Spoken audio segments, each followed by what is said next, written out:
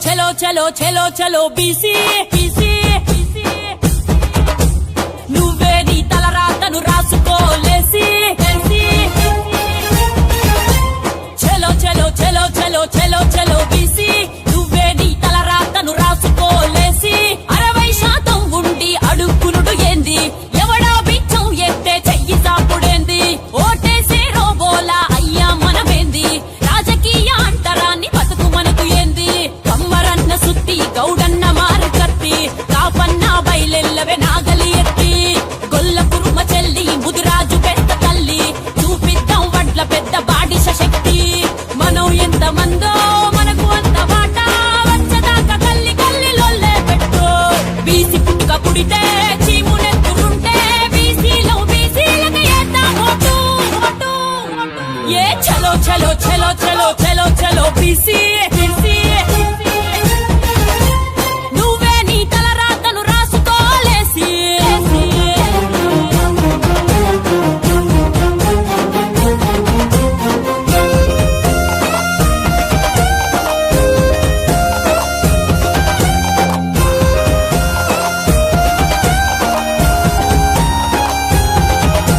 కుమ్మరి చెయ్యి సృష్టించునుకుండా వడ్డెర గన్ను పగలేసును బండ ఉప్పరి తాపి నిర్మించును ఇల్లు చాకలి తల్లి ఉతికేసును మైలా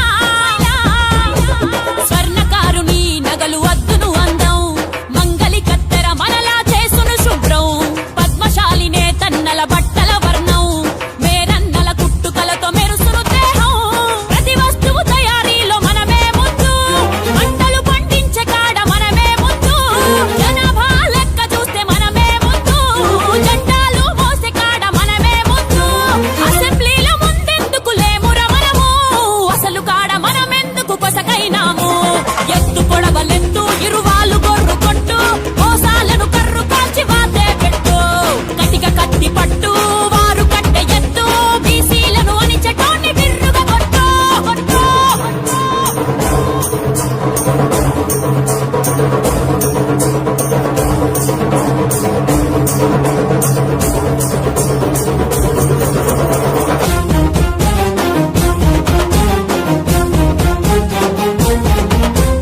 పుట్టుక కాడ మనమే ఉంటాం పురుడే పోసే మంత్రసానులం రోగం నొప్పి బాధ ఏమొచ్చినా మందులు ఇచ్చే మందులలో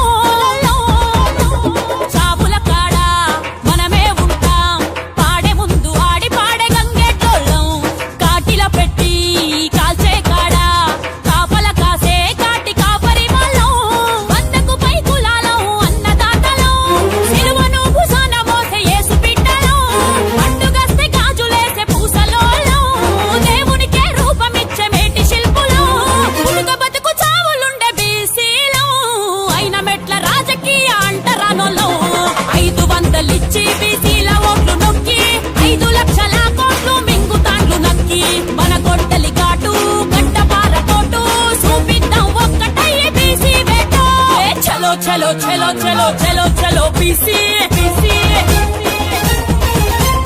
నువ్వే నీ తలరాతను రాసుకోలేసి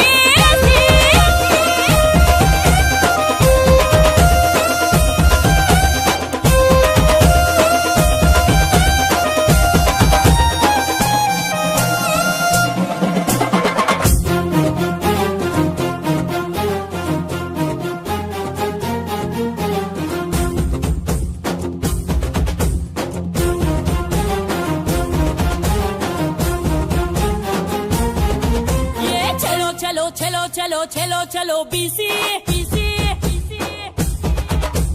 నువ్వే నీ తలరాతను రాసుకోలేసి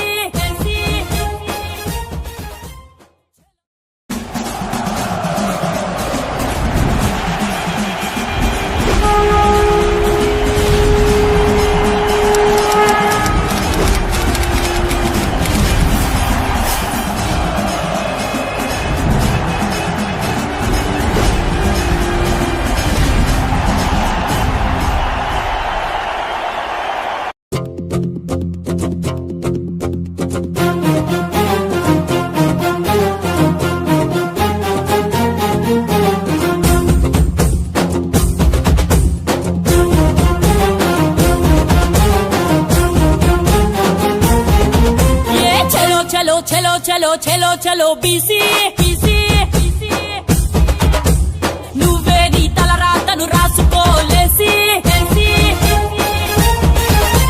చలో చలో చలో చలో చలో చలో బీసీ నువ్వే నీ తల రాతను రాసుకోలేసి 60% ఉండి అడుక్కునుడు ఏంది ఎవడా బిచ్చం ఎత్తే చెయ్యి సాపుడేంది ఓటేసే రోబోలా అయ్యా మనమేంది రాజకీయ అంటరాన్ని బతుకు మనకు ఏంది కమ్మరన్న సుత్తి గౌడన్న మారు కత్తి కాపన్న బయలెల్లవే నాగలి ఎత్తి గొల్ల కురుమ చెల్లి ముదిరాజు పెద్ద తల్లి చూపిద్దాం వడ్ల పెద్ద బాడిష శక్తి మనం ఎంత మందో మనకు అంత మాట వచ్చేదాకా కల్లి కల్లిలోల్లే పెట్టు బీసీ పుట్టుక పుడితే చీమునెత్తుకుంటే బీసీలో బీసీలకు ఏద్దాం ఓటు ఓటు ఏ చలో చలో చలో చలో చలో చలో బీసీ నువ్వే నీ తల రాతను రాసుకోలేసి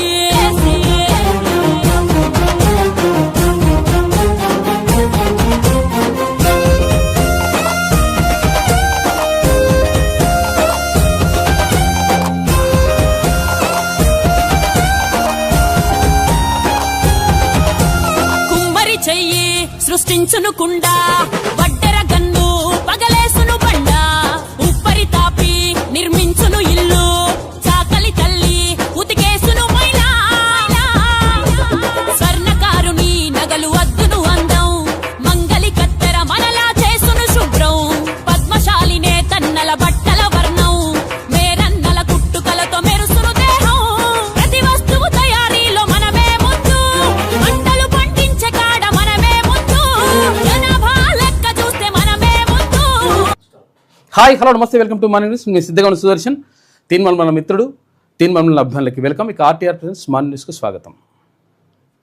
మొత్తం మీద ఇవాళ రోడ్ల విస్తరణకు సంబంధించి తర్వాత రోడ్ల మరమ్మతులకు సంబంధించి కొత్త రోడ్ల నిర్మాణానికి సంబంధించి హ్యామ్లో భాగంగా ఇవాళ ప్రారంభోత్సవ కార్యక్రమాలు తర్వాత శంకుస్థాపనలు ఇవన్నీ కూడా జరగనున్నాయి. నల్లగొండ జరిగేటువంటి కార్యక్రమానికి ముఖ్యమంత్రి రేవంత్ రెడ్డితో పాటు మంత్రులు వీళ్ళందరూ కూడా హాజరవుతున్నారు. అయితే కొన్ని అంటే వేల కిలోమీటర్ల పరిధిలో ఈ రోడ్లు విస్తరించాలి, తర్వాత ఇవన్నీ కూడా గ్రామాలకు రోడ్లు వేయాలనేటువంటి ఆలోచన మంచిదే. కాకపోతే ఏంటంటే మంత్రుల విషయంలో కానీ లేకపోతే ఎమ్మెల్యేల విషయంలో కానీ లేకపోతే ఇంకెవరి విషయంలో కానీ వాళ్ళు ఒకవేళ ప్రభుత్వం నుంచి ప్రకటనలు ఇచ్చేటప్పుడు కూడా ఎటువంటివి చూస్తారో ఒకసారి మీరు చూడండి మీరు ఒకసారి అర్థమవుతుంది. ఇది ఇవాళ ప్రకటన.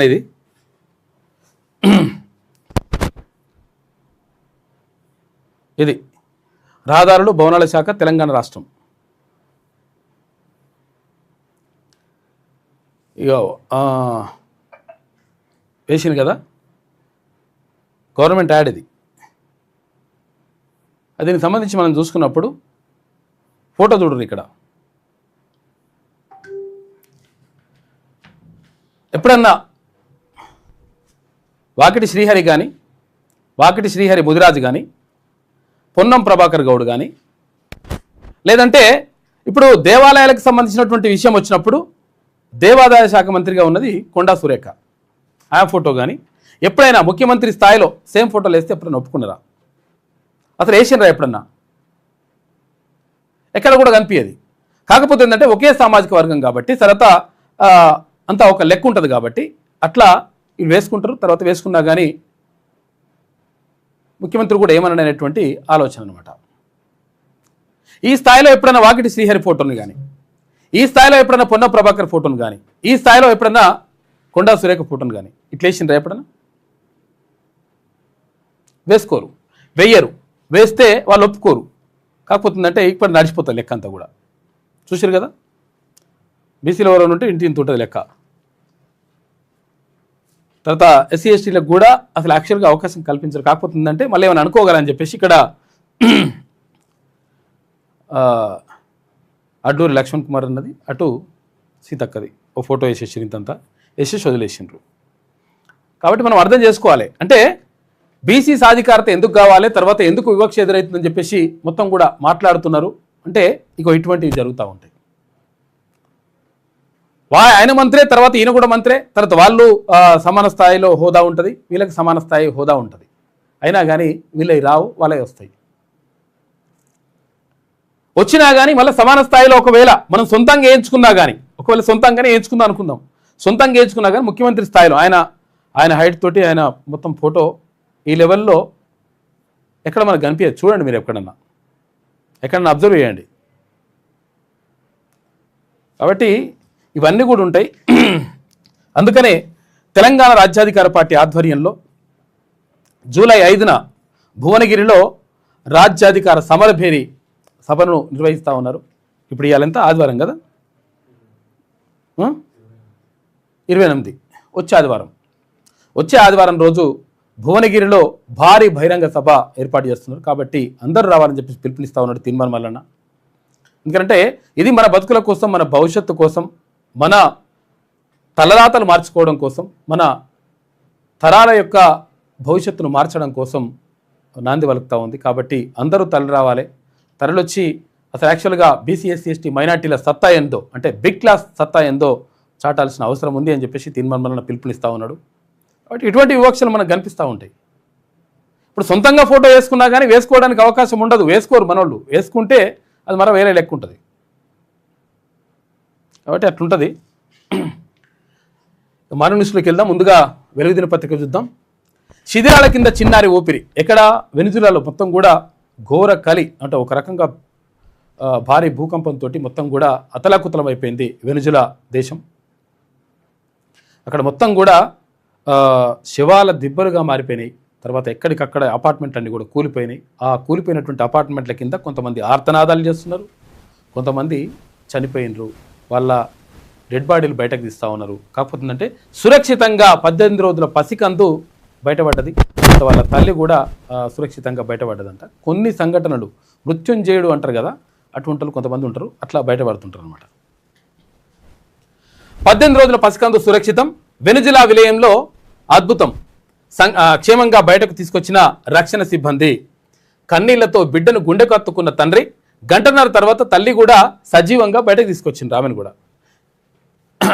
ఇంటర్నెట్ను కదిలించిన వీడియో. ఇక కొనసాగుతున్న సహాయక చర్యలు. ఇంకా 51,000 మంది మిస్సింగ్ అయినట్ట. 51,000 మంది ఆచూకీ ఇంకా లభించడం లేదు. ఎక్కడ? వెనిజులాలో. అంత భూకంపం వచ్చింది. చాలా దారుణం అసలు నిజంగా కూడా. మన దేశం నుంచి కూడా సహాయ సహకారాలు అందుతున్నాయి. ఇక ఆర్ఎస్ఎస్ చట్టబద్ధత దేశ సమస్య అని చెప్పేసి, అది ఆయన సమస్య అసలు. యాక్చువల్ ఎవరిది? ఈ ప్రొఫెసర్ కంచె ఎలయ షెఫర్డ్ ఉన్నాడు కదా, ఈ షెఫర్డ్ అని పెట్టుకుంటే ఏమనుకుంటామంటే మనం ఏంటంటే గొర్రెల కాపరి మన కుర్మ వాళ్ళు కాబట్టి అని చెప్పేసి అనుకుంటాం. ఆయన షెఫర్డ్ వేరే. మళ్ళా ఆయన షెఫర్డ్ ఏంటంటే ఆయన అక్కడ ఆ గొర్రెల కాపరి లాగా ఉన్నాడు అని చెప్పేసి ఆరోపణలు ఉన్నాయి ఆయన మీద. సరే, ఇప్పుడు చట్టబద్ధత అనేటువంటి దేశానికి మొత్తం సమస్య అయి కూర్చున్నదని చెప్పేసి ఒక ప్రత్యేక వ్యాసం రాసిండు ప్రొఫెసర్. ఆయన బీసీల హక్కుల కోసం, తర్వాత ఇక్కడ ఉన్నటువంటి ప్రజల కోసం, తర్వాత ఇక్కడ ఉన్నటువంటి సమాజంలో జరుగుతున్నటువంటి అన్యాయాల కోసం దాని గురించి రాస్తే మంచిగా ఉంటుంది. కాకపోతే ఏంటంటే ప్రత్యేకంగా ఒక మతాన్ని టార్గెట్ చేసుకుని ఆయన నడుస్తుంటుందని చెప్పేసి ఆరోపణలు ఉన్నాయి ఆయన మీద. నేను హిందువుని ఎట్లయితా అని చెప్పేసి ఒక బుక్ రాసిండు. రాసి దాని సంచలనమైండు. తర్వాత కోమటోళ్ళు ఇదంతా కూడా రకరకాలుగా కులాల పేరుతో కూడా కొన్ని రాసిండు. ఏదేమైనప్పటికీ సరే, ఆయన ఆలోచనలు, తర్వాత ఆయన మేధాశక్తి ఎవరికి ఉపయోగపడాలి? కింది వర్గాలకు, తర్వాత మన సామాజిక వర్గాలకు ఉపయోగపడితే మంచిగా ఉంటుంది. కానీ కాకపోతే ఏంటంటే ఆయన అప్పుడప్పుడు కొంచెం అట్లా చేస్తుంటాడు. హార్మోజ్లో మళ్ళీ టెన్షన్. ఏది? మళ్ళా కాల్ప విరమణ అయిపోయింది, ఇక యుద్ధం అయిపోయింది. ఇరాన్ తర్వాత అమెరికా ఒప్పందం చేసుకుంది. మనకైతే పెట్రోల్ డీజిల్ మంచిగా వస్తున్నది, తర్వాత అక్కడ గ్యాస్ వస్తుందని చెప్పేసి అనుకున్న తరుణంలో మళ్ళా లొల్లి మొదలైంది. మళ్ళీ నువ్వు బాంబేస్తా, నేను బాంబేస్తా అని చెప్పేసి వీళ్ళు ఏది చెండాట లెక్క ఆడుతున్నారు. ఇరాన్ అమెరికా పరస్పరం డ్రోన్లు, క్షిపణుల దాడులు. సీజ్ ఫైర్ ఉల్లంఘనపై, సీజ్ ఫైర్ అంటే ఏంటిది? కాల్పుల విరమణ ఉల్లంఘనపై ఇరు దేశాలు ఆరోపణలు చేసుకుంటున్నాయి. నువ్వు వేసినావంటే నువ్వు వేసినావని. హార్ముజ్లో నౌకపై ఇరాన్ దాడి. ఇరాన్ తీర ప్రాంతంపై అమెరికా అటాక్ చేసింది. మళ్ళా ఇక బహ్రెయిన్లోని యుఎస్ బేస్పై హార్మోజ్లో మరో నౌకపై విరుచుకుపడ్డ ఇరాన్. అటేటా పోతారని మళ్ళీ బాంబేస్తుందట. ఇరాన్ వద్ద నౌకా మార్గాన్ని విస్తరించిన యుఎస్ నేవీ ఒప్పందాన్ని మూర్ఖంగా ఉల్లంఘించారని చెప్పేసి ట్రంప్ అంటున్నాడు. ఏదో లొల్లి, ఇది తెగన్ పంచాయతీ అయిపోతుంది మొత్తం. సర్ చుట్టూ సవాళ్లు 3 రోజుల్లో 1.02 కోట్లకు పైగా ఎన్యూమరేషన్ ఫారాలు పంపిణీ చేశామని చెప్పేసి అధికారులు చెప్తున్నారు. ఈ సర్లో భాగంగా మొత్తం కూడా ఓటరు నమోదు యొక్క అంశాలను పరిశీలించి వాటిని ప్రక్షాళన చేస్తాం. నిజంగా ఇల్లు చచ్చిపోయిన వాళ్ళే ఓట్లు ఉన్నాయా, ఉన్నోళ్ళే ఉన్నాయా, ఇక్కడ లేనోళ్ళే ఉన్నాయా, డబుల్ ఓట్లు ఉన్నాయా, దొంగ ఓట్లు వేస్తున్నారా, రకరకాలుగా అవన్నీ కూడా చూసి ఒక 3 రకాలైనటువంటి అంశాలు పెట్టిండ్రు. 2002కు ముందు, 2002 తర్వాత అప్పుడు నోట్లు, ఇప్పుడు నోట్లు, తర్వాత దీనికి సంబంధించినటువంటి ఇంకో కాలం, ఈ 3 కాలాలు పెట్టేసి అది చేస్తూ ఉన్నారు. చేస్తే ఏమవుతుందంటే ఎన్యూమరేటర్లు ఉంటారు కదా, ఆ ఎన్యూమరేటర్లు కొంతమందికి వాళ్ళకి ఐడియా ఉండలేదు. ఏమైందంటే ఇక్కడ ఇంగ్లీష్లు ఇచ్చిన ఫారం, ఎక్కడ హైదరాబాద్లో ఇంగ్లీష్లు ఇస్తే వాళ్ళకి ఇంగ్లీష్ వీళ్ళకి అర్థం కాదు, వాళ్ళకి అర్థం కాదు. పాపం అంటే ఎన్యూమరేషన్ కొంతమంది 10th క్లాసు ఇంటర్మీడియట్ ఉంటారు. ఇప్పుడు వాళ్ళకి ఇచ్చినప్పుడు ఏమవుతుంది, పాపం వాళ్ళకు తెలియక ఇష్టం వచ్చినట్టుగా నింపుతారు. నింపిన తర్వాత ఏమవుతుంది, అది ఉల్టా అవుతుంది కథ అంతా. ఉన్న ఓట్లు వీక్తాయి, లేని ఓట్లు వస్తాయి. అటువంటివి జరుగుతుంది. అట్లా ఇబ్బంది అవుతుందంట. క్షేత్రస్థాయిలో మాత్రం విభిన్న పరిస్థితులు. పలు చోట్ల బిఎల్ఓలకు బదులు ఫారాలు పంచుతున్న బిఎల్ఏలు. బిఎల్ఓలు అంటే ఏంటిది, బూత్ లెవెల్ ఆఫీసర్స్ అంటే వీళ్ళు ప్రభుత్వం. బిఎల్ఏలు అంటే ఏంది, బూత్ లెవెల్ ఏజెంట్ అంటే వీళ్ళు ప్రైవేటు, అంటే పార్టీలకు సంబంధించినటువంటి ఏజెంట్లు. అయితే ఈ ఎన్యూమరేటర్లు ఏం చేస్తున్నారట, ఈ వాళ్ళే ఫారాలు తీసుకుపోయి ఇవ్వాలి, తర్వాత ఇవన్నీ కూడా చూసుకోవాలి కదా, అది చేయకుండా మంచిగా ఈజీగా ఉంటుందని చెప్పేసి ఏం చేస్తున్నారట, ఈ బిఎల్ఏలకు ఇస్తున్నారట. అంటే బూత్ లెవెల్ ఏజెంట్లు ఉంటారు కదా, పార్టీ ఏజెంట్లు ఉంటారు కదా, పార్టీ ఏజెంట్లకు ఇస్తున్నారు. పార్టీ ఏజెంట్లకు ఇస్తే వాళ్ళకి ఇష్టమైన పేర్లు పెడుతున్నారు, లేకపోతే తీసేస్తున్నారట. ఇటువంటి కథ జరుగుతుంది. దీనివల్ల మళ్ళీ నష్టం జరిగే అవకాశం ఉంటుందని చెప్పేసి ఒక కథను వేసింది వెలుగు దినపత్రిక. దీంతో సర్ ప్రక్రియ రాజకీయ రంగు పులుముకుంటుందనే అన్నదే విమర్శలు వస్తున్నాయి. నిరక్షరాస్యుల ఇళ్లలో ఫారాలు నింపుతున్న తీరుపై అనుమానాలు. ఎవరు నింపుతారంటే నిరక్షరాస్యులు సొంతంగా నింపలేరు కాబట్టి, చదువురాదు కాబట్టి వాళ్లకు వీళ్ళు ఫారాలు నింపుతారు. బిఎల్ఓలు నింపితే ఓకే, ఎందుకంటే ప్రభుత్వం ఉన్నోళ్ళు కాబట్టి, ఆఫీసర్ల అధికారులు కాబట్టి ఓకే. బిఎల్ఏలు నింపితే మా పార్టీ కూడా కాదని చూసుకొని తీసేసే కూడా అవకాశం ఉంటుంది. అట్లా జరుగుతుందంట. గ్రామాల్లో సమస్యలపై అధికారులను నిలదీస్తున్న ప్రజలు, పలు చోట్ల మొరాయిస్తున్న సర్వర్లు, ఇంకొన్ని చోట్ల ఓటర్ల మ్యాపింగ్ జరగక ఇబ్బందులు పడుతున్నారట. 2002 సర్ లిస్టులో పేరుందా లేదా అని చూస్తున్నాడు. ఫస్ట్ స్పష్టత లేక అయోమయంలో ఓటర్లు. 2002 కన్నా ముందుందా అంటే లేదా తర్వాత ఉందా అంటే కొంతమందికి గుర్తుకుండదు, పాపం తెలియదు కూడా. అటువంటి వాళ్ళు అయోమయంలో అటు ఇటు పెట్టేస్తే ఉల్టా అవుతుంది కథ అంతా. ఎన్యూమరేషన్ ఫారం నింపడంలో తికమక. ఒకే ఫారంలో కొందరికి 2 అడ్రస్లు ఉంటున్నాయట. ఏమవుతుందంటే అసలు యాక్చువల్గా హైదరాబాద్లో ఉంటారు. ఇప్పుడు హైదరాబాద్లో ఉంటే ఇప్పుడు ఇలా ఉప్పల్లో రెంట్కుంటున్నారు అనుకో. రెంట్కుంటుంటే 4 సంవత్సరాల క్రితం వీళ్ళు ఎక్కడ రెంట్కుంటుండే, వాళ్ళు తార్నాకలో రెంట్కుంటుండే. మరి తార్నాక అడ్రస్ గతంలో అది దాంట్లో కనిపిస్తుంది, ఇప్పుడేమో ఉప్పర్లో కనిపిస్తుంది. దీంతో మరి ఎట్లా, మరి తార్నాక అంటే మళ్ళీ అక్కడ ఎక్కడ పోతుంది, అక్కడ సికింద్రాబాదు నియోజకవర్గానికి పోతుంది ఓటు. మరి ఇక్కడ ఉప్పల్ అంటే ఉప్పల్ నియోజకవర్గానికి వస్తుంది. మరి ఎట్లా, ఇటువంటి పరిస్థితులు ఉంటున్నాయట. దీంతో ఇబ్బందులు అవుతున్నాయని చెప్పేసి అంటున్నారు. ఇటు బిఎల్ఓలు అటు ఓటర్లలో అవగాహన లోపంతో నెమ్మదించిన ప్రక్రియ మెల్లగా నడుస్తుందట. మరి నడుస్తుంది కానీ టైం పెట్టిరాళ్ళు. వచ్చిన 24 తారీఖుకో ఏమో పెట్టిరు. అప్పటి వరకు అవుతుందా కాదా అనేది చూడాలి. మరి రాష్ట్ర వ్యాప్తంగా ప్రారంభమైన స్పెషల్ ఇంటెన్సివ్ రివిజన్ అంటే సర్ ప్రక్రియకు అనేక సవాళ్లు ఎదురవుతున్నాయి. జూన్ 25 నుంచి 27 వరకు కేవలం 3 రోజుల్లోనే ఇంటింటి సర్వే ద్వారా రికార్డు స్థాయిలో 1,02,75,000 ఎన్యూమరేషన్ ఫారాలను పంపిణీ చేసినట్లు అధికారుల గణాంకాలు చెప్తున్నప్పటికీ క్షేత్రస్థాయిలో మాత్రం భిన్నమైన పరిస్థితులు కనిపిస్తున్నాయి. ఎన్యూమరేషన్ ఫారాల పంపిణీపై వెళ్తున్న తమకు ప్రజల నుంచి తగినంత సహకారం లభించడం లేదని బూత్ లెవెల్ ఆఫీసర్స్ అంటే బిఎల్ఓలు వాపోతున్నారు. ఇక సిబ్బందితో పాటు ప్రజల్లోనూ అవగాహన లోపం స్పష్టంగా కనిపిస్తోంది. దీనికి తోడు సిబ్బంది కొరత సర్ ప్రక్రియకు ప్రధాన అవరోధంగా మారుతోంది. స్వయంగా ఇంటింటికి వెళ్లి వివరాలు సేకరించాల్సిన బిఎల్ఓలు సిబ్బంది లేమి, పని ఒత్తిడి పేరుతో రాజకీయ పార్టీలు నియమించిన బూత్ లెవెల్ ఏజెంట్లు ఎవరికి ఉంటారు, పార్టీలకు ఉంటారు. బూత్ లెవెల్ ఏజెంట్లు ఎవరికి ఉంటారు అంటే పార్టీలకు ఉంటారు. బిఎల్ఓలు అంటే బూత్ లెవెల్ ఆఫీసర్స్ ఎవరికి ఉంటారు, ప్రభుత్వానికి. ప్రభుత్వం తరఫున వచ్చిన వాళ్ళు బిఎల్ఓలు, ఇక పార్టీల తరఫున వచ్చిన వాళ్ళు బిఎల్ఏలు. ఈ బిఎల్ఓల పనులు బిఎల్ఏలు చేస్తున్నారట. ఎందుకంటే వీళ్ళకి ఈజీ అనమాట. ఇక బిఎల్ఏల పైన ఆధారపడుతున్నారు. పలు ప్రాంతాల్లో బిఎల్ఓలకు బదులు బిఎల్ఏలు ఇంటింటికి వెళ్ళి ఓటర్లకు ఎన్యూమరేషన్ ఫారాలు ఇస్తున్నారనే ఆరోపణలు కూడా వస్తున్నాయి. ప్రధానంగా గ్రేటర్ హైదరాబాద్లో ఈ పరిస్థితి కనిపిస్తోంది. పార్టీల ప్రతినిధులే నేరుగా ఇండ్లకు వెళ్లి ఫారాలను పంపిణీ చేస్తుండటంతో సర్వే కాస్త రాజకీయ రంగు పులుముకుంటోంది. దీనికి తోడు కొందరు రాజకీయ పార్టీల బిఎల్ఏలు అసలైన ఎన్యుమరేషన్ ఫారాలను కలర్ జిరాక్స్ చేయించి పంపిణీ చేస్తున్నారనే ప్రచారం కూడా కలకలం రేపుతుంది. వీళ్ళు జిరాక్స్ చేసి చేస్తున్నట్టు మరి అదో కథ. దీనికి తోడు నిరక్షరాస్యుల ఇళ్లలో దరఖాస్తులను ఎవరు నింపుతున్నారు, వాళ్ళు సరైన వివరాలే నమోదు చేస్తారా అన్న ప్రశ్నలు కూడా తలెత్తుతున్నాయి. ఈ ప్రక్రియలో వివరాల నమోదు ఏమాత్రం నిర్లక్ష్యం చేసినా భారీగా ఓట్లు కోల్పోయే ప్రమాదం పొంచి ఉన్నది. ఈ పరిస్థితి ఉన్నది. కాబట్టి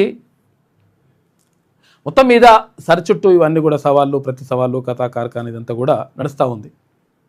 ఎక్కడ పోతుంది ఏం కథ? నిజంగా ఇప్పుడు ఓటర్ ప్రక్షాళన కోసం చేసినటువంటి ప్రక్రియ నిజంగా సజావుగా జరుగుతుందా, లేకపోతే మళ్ళీ అవకతవకలు జరిగి అన్యాయం అవుతుందా? ఉన్న ఓట్లు పోయి లేని ఓట్లు వచ్చి ఇట్లా ఆగమాగం అయితే మళ్ళీ పరిస్థితి గాడికే వస్తుంది లెక్క. కాబట్టి జాగ్రత్తగా చేయాల్సిన అవసరం ఉన్నది. మరి ఏం చేస్తారో చూడాలి. ఇక వారం రోజులు భారీ వర్షాలని చెప్పేసి మళ్ళీ వాతావరణ శాఖ ఇదివరకే ఇప్పుడు చాలాసార్లు వారం రోజులు భారీ వానలు అంటే మేము కూడా వారం రోజులు భారీ వానలు అన్నాం. అన్న తర్వాత చాలామంది ఫోన్ చేసిండ్రు, మీరు భారీ వానలు భారీ వర్షాలు అట్టిట్లా అని చెప్తే ఇప్పటి వరకు సినుకు లేదా, మను లేదా, మషాడం లేదా. పరిస్థితి ఏంటి అంటే మరి వాళ్ళు ఎవరు వాతావరణ శాఖ వాళ్ళు చెప్పారు కాబట్టి వీళ్ళు రాసిరు కాబట్టి మనం చెప్పుకొచ్చినాం. ఇప్పుడు మనం అయితే దాంట్లో అంచనా వేసేసి మొగులు చూసి ఇప్పుడు వాన పడుతుంది ఇంకా 4 రోజులకు పడుతుంది అని చెప్పలేం కదా. వీళ్ళు బొమ్మ బొరుసు చేస్తున్నట్టు మొత్తం మీద. ఏది చిత్తు పడితే వాన వస్తుంది, పొత్తు పడితే వాన రాదు. ఇటువంటి కథకు వచ్చినట్టుంది కథ వాతావరణ శాఖ వాళ్ళది. ఎల్నినో ప్రభావం మాత్రం ఇప్పటి నుంచే గట్టిగా కనిపిస్తుంది. చాలా దారుణంగా ఉంది పరిస్థితి. ఈసారి వర్షాలు చాలా దారుణంగా అంటే తగ్గిపోయే అవకాశం ఉంటుందంట.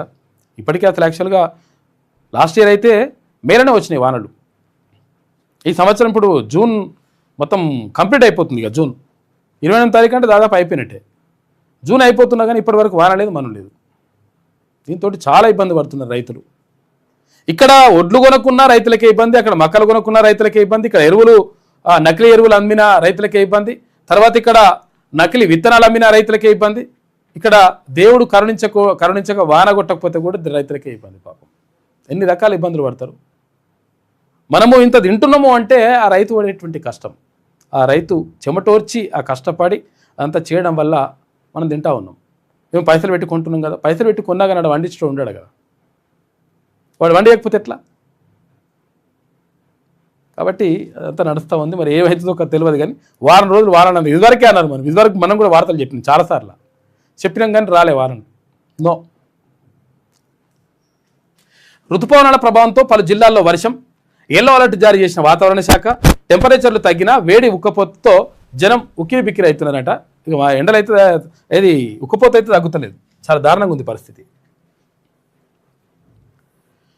ఇక చెవికి బ్లూటూత్ ముప్పు, ఇయర్ బడ్స్ వాడకంతో ఇన్ఫెక్షన్లు వస్తున్నాయట. చాలామంది ఏం చేస్తారంటే ఈజీగా ఉంటుంది, ఫోన్ తీసి పట్టుకుంటే ఫోన్ తోటి అదేంటవుతుంది రేడియేషన్ వస్తుంది. ఫోన్ ఎంతసేపు పట్టుకుంటారా నాయన, బ్లూటూత్ పెట్టుకుంటే అయిపోయా ఈజీగా టిక్ టిక్ అంటే ఆ బ్లూటూత్ తోటి కూడా పరిచయం ఉందంట. ఇప్పుడు అవి పెట్టుకుంటే ఇయర్ బడ్స్ పెట్టుకుంటారు కదా, ఇయర్ బడ్స్ పెట్టుకొని సపడే కాలంతలాలే మాట్లాడుకుంటారు. ఏం చేస్తున్నావు, తిన్నావా అంటాడు. ఈయనే ఉంటాడు, ఒక్కడే ఉంటాడు, చుట్టుపక్కల చూస్తే ఎవరు మనిషి ఉండడు. తిన్నావా, ఏం కూర వండావు, ఇట్లా నడుస్తుంటుంది అనమాట. అంతా నడుస్తుంటుంది కానీ పక్కోడు చూసినట్టు పిచ్చోడు అవుతాడు. ఎందుకంటే వీళ్ళే మాట్లాడుకుంటారు, లోపలే మాట్లాడుతున్నారు అని అనుకుంటారు. ఎందుకంటే ఫోన్ పట్టుకుని ఇట్లా కనిపించాడు, తర్వాత మనిషి ఇట్లా ఏముండదు, ఆమె కానీ ఆయన కానీ ఇట్లా కనిపించకుండా లోపల ఒకటి అవి ఉంటాయి, ఇయర్ బడ్స్ ఉంటాయి, ఇయర్ బడ్స్ తోటి మాట్లాడుతుంటారు. అయితే ఇయర్ బడ్స్ తోటి గంటల కమానం మాట్లాడితే మాత్రం గ్యారంటీగా ఆరోగ్యానికి దెబ్బ పడతాడట. చూసుకోరు మరి, లోపల కర్ణవేరికి కూడా దెబ్బ పడతాడట. ఇదే కాదు అసలు యాక్చువల్గా నైట్ పూట ఒకవేళ అట్లా చేస్తే ఇంకా డేంజర్ ఉంటుందని చెప్పేసి చెప్తున్నారు ఇక్కడ వైద్యులు. కాబట్టి జాగ్రత్తగా ఉండాలి, ఎందుకంటే ఏది ఎక్కువ వాడినా కానీ ప్రమాదం ఉంటుంది. చెవికి బ్లూటూత్ ముప్పు, ఇయర్ బడ్స్ వాడకంతో ఇన్ఫెక్షన్లు వస్తున్నాయట. చెవిలో గాలి ఆడక చేరుతున్న బ్యాక్టీరియా, చీము కూడా వస్తుంది. ఇక 80 డెసిబిల్స్ దాటి సౌండ్ వింటే కర్ణబేరి కథమే. ఒకరు ఇక మ్యూజిక్ పెట్టుకుంటారు, ఇట్లా అంటుంటాడు, ఇట్లా డుమ్ డుమ్ అని లోపల వస్తుంటుంది. అలా వస్తుంటే ఇట్లా ఎగురుతుంటాడు, మంచిగా ఉంటుంది. కానీ ఎక్కువ సౌండ్ పెడుతుంటారు, ఇంకా పెంచును అని చెప్పేసి బయట కాదు సౌండ్ వినిపించదు కదా, ఇక పెంచుతూనే ఉంటారు. పెంచి ఇట్లా ఎగురుతుంటాడు. కానీ ఎక్కువ డిజిబుల్స్ అక్కడ సౌండ్ ఎక్కువ అయితే కర్ణబేరికి ప్రమాదం అవుతుందట. నిరంతరం బ్లూటూత్ వాడకంతో టెనైటస్ సమస్య వస్తుందట. చెవిలో ఎప్పుడు ఏదో తెలియని రింగింగ్ శబ్దం వస్తుంది, గుయ్యం అన్నట్టు. కొంతమంది చూడరు, గుయ్యం అన్నట్టు అనిపిస్తుంది. ఇట్లా అంటుంటారు, ఇక అది పెట్టి తీస్తుంటారు, ఆగమాగం ఉంటుంది కథ. పడుకునేటప్పుడు బడ్స్ వాడితే రక్త ప్రసరణ ఆగిపోయే ప్రమాదం ఉంటుంది, చూసుకొని. పడుకునేటప్పుడు కూడా కొంతమంది ఏం చేస్తుంటారే, ప్రశాంతంగా మాట్లాడుకుంటూ వండుకుంటారు. లేకపోతే కొంతమంది సంగీతం అంటే మ్యూజిక్ ఇనుకుంటే కూడా వండుకుంటారు. వీడు కూడా ప్రాబ్లం అవుతుందంట. నిద్రలేమి, తలనొప్పి, ఏకాగ్రత తగ్గడానికి కారణమవుతున్న వైర్లెస్ హెడ్ ఫోన్లు. వైర్ ఉంటే ఇబ్బంది అవుతుంది అట్లా అని చెప్పేసి వైర్లెస్ హెడ్ ఫోన్ వచ్చినాయి కదా, వీటితో ఇంకా డేంజర్ అవుతుందట.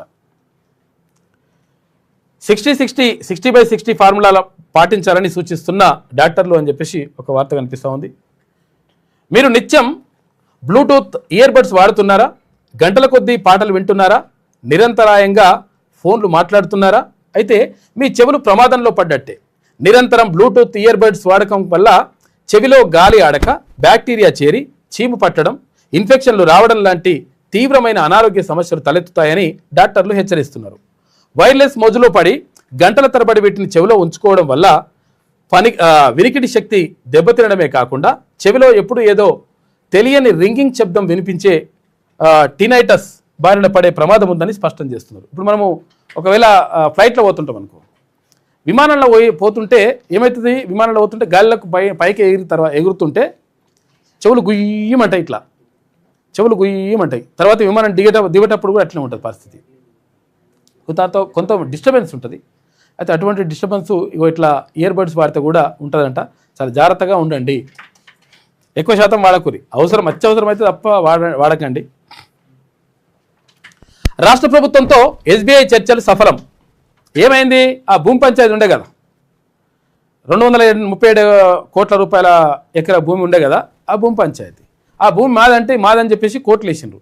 అలా మీరు కోట్లు వేస్తారా, మీరు ఈ భూమికి ఇంకో 2.5 ఎకరాలు ఆడి ఇస్తాంటే ఇంకా అట్లా కోట్లు వేస్తారని చెప్పేసి అడిగితే మేము వేస్తాం అని చెప్తే మీ పని చేస్తాం, మొత్తం మీ బ్యాంకులో ఉన్న పైసలని తీసేసి వేరే బ్యాంకులలో పడేస్తాం, అనవసరంగా మీకెందుకు ఇవ్వాలి, మీకు ప్రభుత్వంతో లొల్లి పెట్టుకుంటారా మీరని చెప్పేసి ఒక గట్టి వార్నింగ్ ఇస్తే లాస్ట్కి వచ్చేసి అయ్యా మీకు అట్లా ఏమనుకోకండి, మీరు ఏది ఇస్తే అదే తీసుకుంటాం, వేరే దగ్గర చూపిస్తా అంటున్నావు కదా ఓకే అని చెప్పేసి ఎస్బీఐలు పోయి ఓకే చెప్పేసిరట.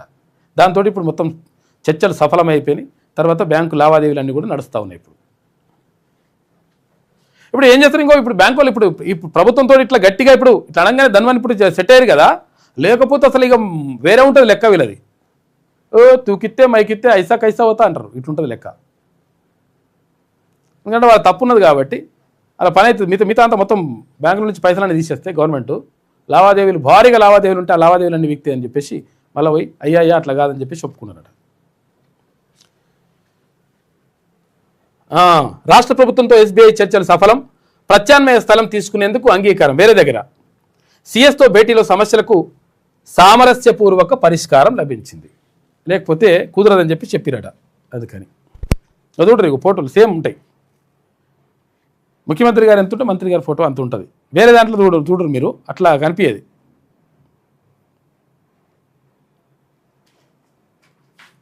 ఇట్లా అంటే ఒకవేళ ప్రైవేట్గా వేసుకున్నా కానీ ఇంత ఫోటో వేసుకొనియరు, అట్లుంటుంది లెక్క. ఇది వెలుగులో ఉన్నటువంటి ప్రధాన కథనాలు. అయితే ఒకసారి విజయక్రాంతి చూద్దాం. ఇక భాగ్యరాజ్ కన్నుమూత. చెన్నైలో గుండెపోటుతో మృతి.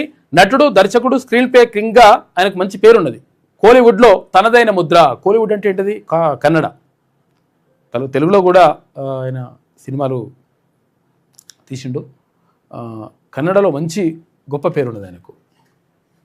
ఇక ట్రెండ్స్ సృష్టించడంలో అందవేసిన చెయ్యి. 16 ఏళ్ల వయసు చిత్రంతో తెలుగునాట ప్రసిద్ధి. 16 ఏళ్ల వయసు అనేటువంటి సినిమాకు తెలుగులో బాగా మంచిగా పాపులారిటీ వచ్చింది ఆయనకు. ప్రముఖుల సంతాపం అని చెప్పేసి ఒక వార్త కనిపిస్తూ ఉంది. 72 సంవత్సరాలు ఏమన్నట్టు పెద్ద మనిషి, కాకపోతే ఇక అయింది అట్లా. సర్ను అడ్డుకుంటున్న ఎంఐఎం నేతలు ఎప్పుడు ఎంఐఎం మీద పడతారు. అదే వాళ్ళు ఏమైనా మంచి వాళ్ళు అంటే వాళ్ళు కూడా పెద్ద కథనే ఉంటుంది వీళ్ళది. ఎంఐఎం ఏం చేస్తారంటే అసలు యాక్చువల్గా ఏం చెప్పినా కానీ ముస్లింలకు తర్వాత ఇట్లా మేము మైనార్టీలకు అన్యాయం జరుగుతుంది అంటది. మరి ఇన్ని సంవత్సరాల నుంచి మొత్తం కూడా మైనారిటీలకు సంబంధించి హైదరాబాద్ ఎక్కడైతే పాత బస్తీ ఉందో ఆ పాత బస్తీలో ఉన్నటువంటి ముస్లింలకు రక్షణ విక్షణ అని చెప్పేసి అన్నీ చెప్తుంది కదా. కానీ పాత బస్తీలో చాలామంది ముస్లింల జీవితాలు దుర్భరమైనటువంటి పరిస్థితుల్లో ఉన్నాయి, చాలా దారుణంగా ఉన్నాయి, చాలా పడిపోయి ఉన్నాయి. కాకపోతే అంటే వాళ్ళని రెచ్చగొట్టాలి, ఓట్లు తెచ్చుకోవాలి, తర్వాత గద్దె మీద ఎక్కాలి, వాళ్ళ ప్రయోజనాల కోసం చూసుకుంటారు తప్ప ఎంఐఎం నాయకులు. ఇక్కడ ముస్లింల ప్రయోజనాలు వాళ్ళకు పట్టాయి. అసలు చాలామంది ఏమనుకుంటారంటే ముస్లింల గురించి బాగా చేస్తారేమో అట్లా అని. ఇప్పుడు ఏది ఉంటుంది అక్కడ ఆసుపత్రి ఉంటుంది, ఓవైసీ ఆసుపత్రి ఉంటుంది. ఈ ఓవైసీ హాస్పిటల్లో ఎంత పెద్ద హాస్పిటల్ అంటే అది ఇది ఉంటుంది కదా, ఏది లిఫ్ట్, ఆ లిఫ్ట్లో అంబులెన్స్ని అలా ఎక్కిస్తారు. లిఫ్ట్లో అంబులెన్స్ పట్టేంత లిఫ్ట్ ఉంటుంది, అంత పెద్ద హాస్పిటల్ అది. లిఫ్ట్లోనే అంబులెన్స్ పడుతుంది, అంత పెద్ద హాస్పిటల్ ఉంటే ఆ హాస్పిటల్లో మరి ముస్లిం మైనార్టీలకు ఏమన్నా అట్లా అవకాశం ఉంటుందా? కొంచెం వరకు ఫీజులు తక్కువ బిప్పు అంటే ఏముండదు లెక్క. చాలామంది ఇక్కడికి వచ్చిండ్రు, ఓసీ హాస్పిటల్లో కొంచెం ఫీజులు ఎక్కువ ఉన్నాయి, నేను కట్టలేకపోతున్నాను, తర్వాత ఎట్లా కొంచెం ఏమన్నా ఆర్థిక సహాయం చేయండి అని ఇక్కడికి వస్తారు. నిజంగా ముస్లింల పట్ల చిత్తశుద్ధి, తర్వాత నిజంగా వాళ్ళని అభివృద్ధి చేయాలనేటువంటి ఆలోచన ఉంటే ఎంఐఎం పార్టీకి వాళ్ళ బతుకులు అట్లా ఉండవు. తర్వాత ఇంకోటి ఏంటంటే కొత్త వాళ్ళు ఎవరన్నా వచ్చి వేరే వాళ్ళు వేరే పార్టీ కానీ వేరే వాళ్ళు వచ్చి ఎవరన్నా అక్కడ లీడ్ చేస్తున్నారా, ఎమ్మెల్యేగా ఉన్నారా, ఎంపీగా ఉన్నారా అంటే నో, అంతా ఎంఐఎంఐలో ఫస్ట్ నుంచి అప్పటి నుంచి ఇప్పటి వరకు అంతా వాళ్ళే నడుస్తుంది. 7 ఎమ్మెల్యేలు గెలుస్తారు, 1 ఎంపీ గెలుస్తారు. ఎప్పుడు వాళ్ళు ఓట్లు వేసి గెలిపిస్తారు. పాపం గెలిపించిన వాళ్ళ జీవితాలు ఏమైనా బాగుపడ్డాయి అంటే లేదు, చాలా దారుణంగా ఉంటాయి. అసలు యాక్చువల్గా మనం పాత బస్తీ లోపలికి వెళ్ళి చూస్తే వాళ్ళ జీవితాలను చూస్తే రకరకాల బాధలు, రకరకాల ఇబ్బందులు పడుతుంటారు. కాకపోతే అంటే మతాలని కులాలని రెచ్చగొట్టేసి పబ్బం గడుపుకునే కార్యక్రమం నడుస్తుంటుంది అనమాట. ఇక ఇప్పుడు కిషన్ రెడ్డి గారికి, ఎందుకంటే అమర్పేట నియోజకవర్గంలో కూడా చాలామంది ముస్లింలు ఉంటారు. ఆ తర్వాత ఇట్లా కొంతవరకు అట్లా చేస్తే అట్లా ఉంటుంది అనమాట. గతంలో అసెంబ్లీకి పోటీ చేసినప్పుడు అంబర్పేట నుంచి చేస్తుండే, ఇప్పుడు సికింద్రాబాద్ నుంచి ఎంపీగా ఉన్నాడు. సర్ని అడ్డుకుంటున్న ఎంఐఎం నేతలు, హైదరాబాద్లో అక్రమ వలసదారులు, భారీగా డూప్లికేట్ ఓట్లు, ఎవరెన్ని కుట్రలు చేసినా సర్ర ఆగదు. గ్రేటర్లో నివసించేవారు ఇక్కడే ఓటర్గా నమోదు చేసుకోవాలని చెప్పేసి కేంద్ర మంత్రి కిషన్ రెడ్డి అంటున్నాడు.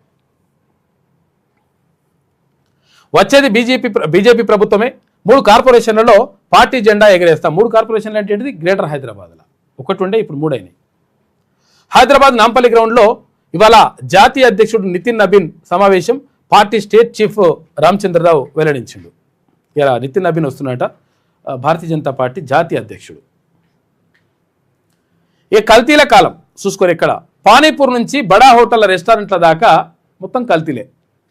డిమాండ్ను బట్టి పెరుగుతున్న కల్తీ, తక్కువ ఖర్చుతో ఎక్కువ లాభం ఆర్జించాలని అత్యాశ, విచ్చలవిడిగా ఫుడ్ కలరింగ్, ఫుడ్లో రకరకాల కలర్లు కలుపుతుంటారు. నీకు రెడ్ చికెన్ కావన్నా, గ్రీన్ చికెన్ కావన్నా అంటే అందులో మిర్చి వేసో టమాటో వేసో కాదు లెక్క, వీళ్ళు ఇంత కలర్ కొట్టి పాడేస్తారు. అది మొత్తం ఆరోగ్యానికి మొత్తం నష్టం చేస్తుంది. విచ్చలవిడిగా ఫుడ్ కలరింగ్, కస్టమర్ల చీటింగ్, ఇది బాధ. కాదేది కవితకు అనర్హం అన్నట్టుగా అన్నాడు కవి. కాదేది కల్తీకి అనర్హం అని రాష్ట్రంలోని పేరు మోసిన పలు హోటళ్లు, రెస్టారెంట్లు కొత్త అర్థాన్ని చెప్తున్నాయి. ఆహార కల్తీ నేడు సమాజాన్ని పట్టి పీడిస్తున్న పెద్ద సమస్యగా మారింది. కల్తీల అరికట్టేందుకు అధికారుల వల్ల కావడం లేదు. చిన్న చితక పానీపూరి బండి దగ్గర నుంచి హైదరాబాద్లోని బడా హోటళ్లు, రెస్టారెంట్లు సైతం కల్తీ బాట పడుతున్నాయి. ఫుడ్ సేఫ్టీ అధికారులు ఎన్నిసార్లు తనిఖీలు చేపట్టినా హోటళ్ల తీరు మారడం లేదు. నిబంధనలకు పాతరేసి దర్జాగా కల్తీ దందాను కొనసాగిస్తున్నాయి. ఇక ఇన్స్టంట్ ఫుడ్కు డిమాండ్, హోటళ్లు, రెస్టారెంట్ల మధ్య పోటీ పెరగడంతో నాణ్యత ప్రమాణాలు హులక్కి అవుతున్నాయి. ఇక్కడ తక్కువ పెట్టుబడితో ఎక్కువ లాభం ఆర్జించాలని అత్యాశతో ప్రజల ప్రాణాలతో చెలగాటమాడుతున్నారు. ఆహారాన్ని చూడగానే కస్టమర్లు వావ్ అనేలా కోటింగ్స్తో కస్టమర్లను చీటింగ్ చేస్తున్నారు. ఫుడ్కు డిమాండ్ పెరగడంతో కల్తీ కూడా పెరిగింది. ముఖ్యంగా హైదరాబాద్లో ఇది పెద్ద ఎత్తున సాగుతుంది. ఏ తిందామన్నా పరిశానం ఉండదు లెక్క. రుచి కోసం కాదు, లాభం కోసం ప్రజల ఆరోగ్యంతో చెలగాటం. ఇక సింథటిక్ కలరింగు, ఇక తర్వాత ఇక్కడ చైనా మైదాపిండితో చేస్తారు. ఏది చూసినా కానీ మైదాపిండే. పూరి చేసిన మైదాపిండేనా, తర్వాత ఏంది చపాతీ చేసిన మైదాపిండితోనే చేస్తున్నారు. గోధుమ పిండి వాడాలి అసలు యాక్చువల్గా చపాతీ చేస్తే. తర్వాత ఏది అవి ఉంటాయి కదా, రుమాలి రోటీ, బటర్ నాన్, పిటర్ నాన్, ఇవన్నీ ఏమున్నా కానీ ఈ మైదా పిండితో చేస్తున్నారు. ఈ మైదా పిండి చాలా డేంజర్ ఆరోగ్యానికి, అరగదు అది, మస్తు డేంజర్ ఉంటుంది. మీరు చూడరు నైట్ పూట గట్టిగా తిని చూడరు మైదా పిండితో చేసిన రొట్టెలో బిట్టలో ఏదన్నా కూడా అరగదు అది, నిద్ర ఓరు మీరు.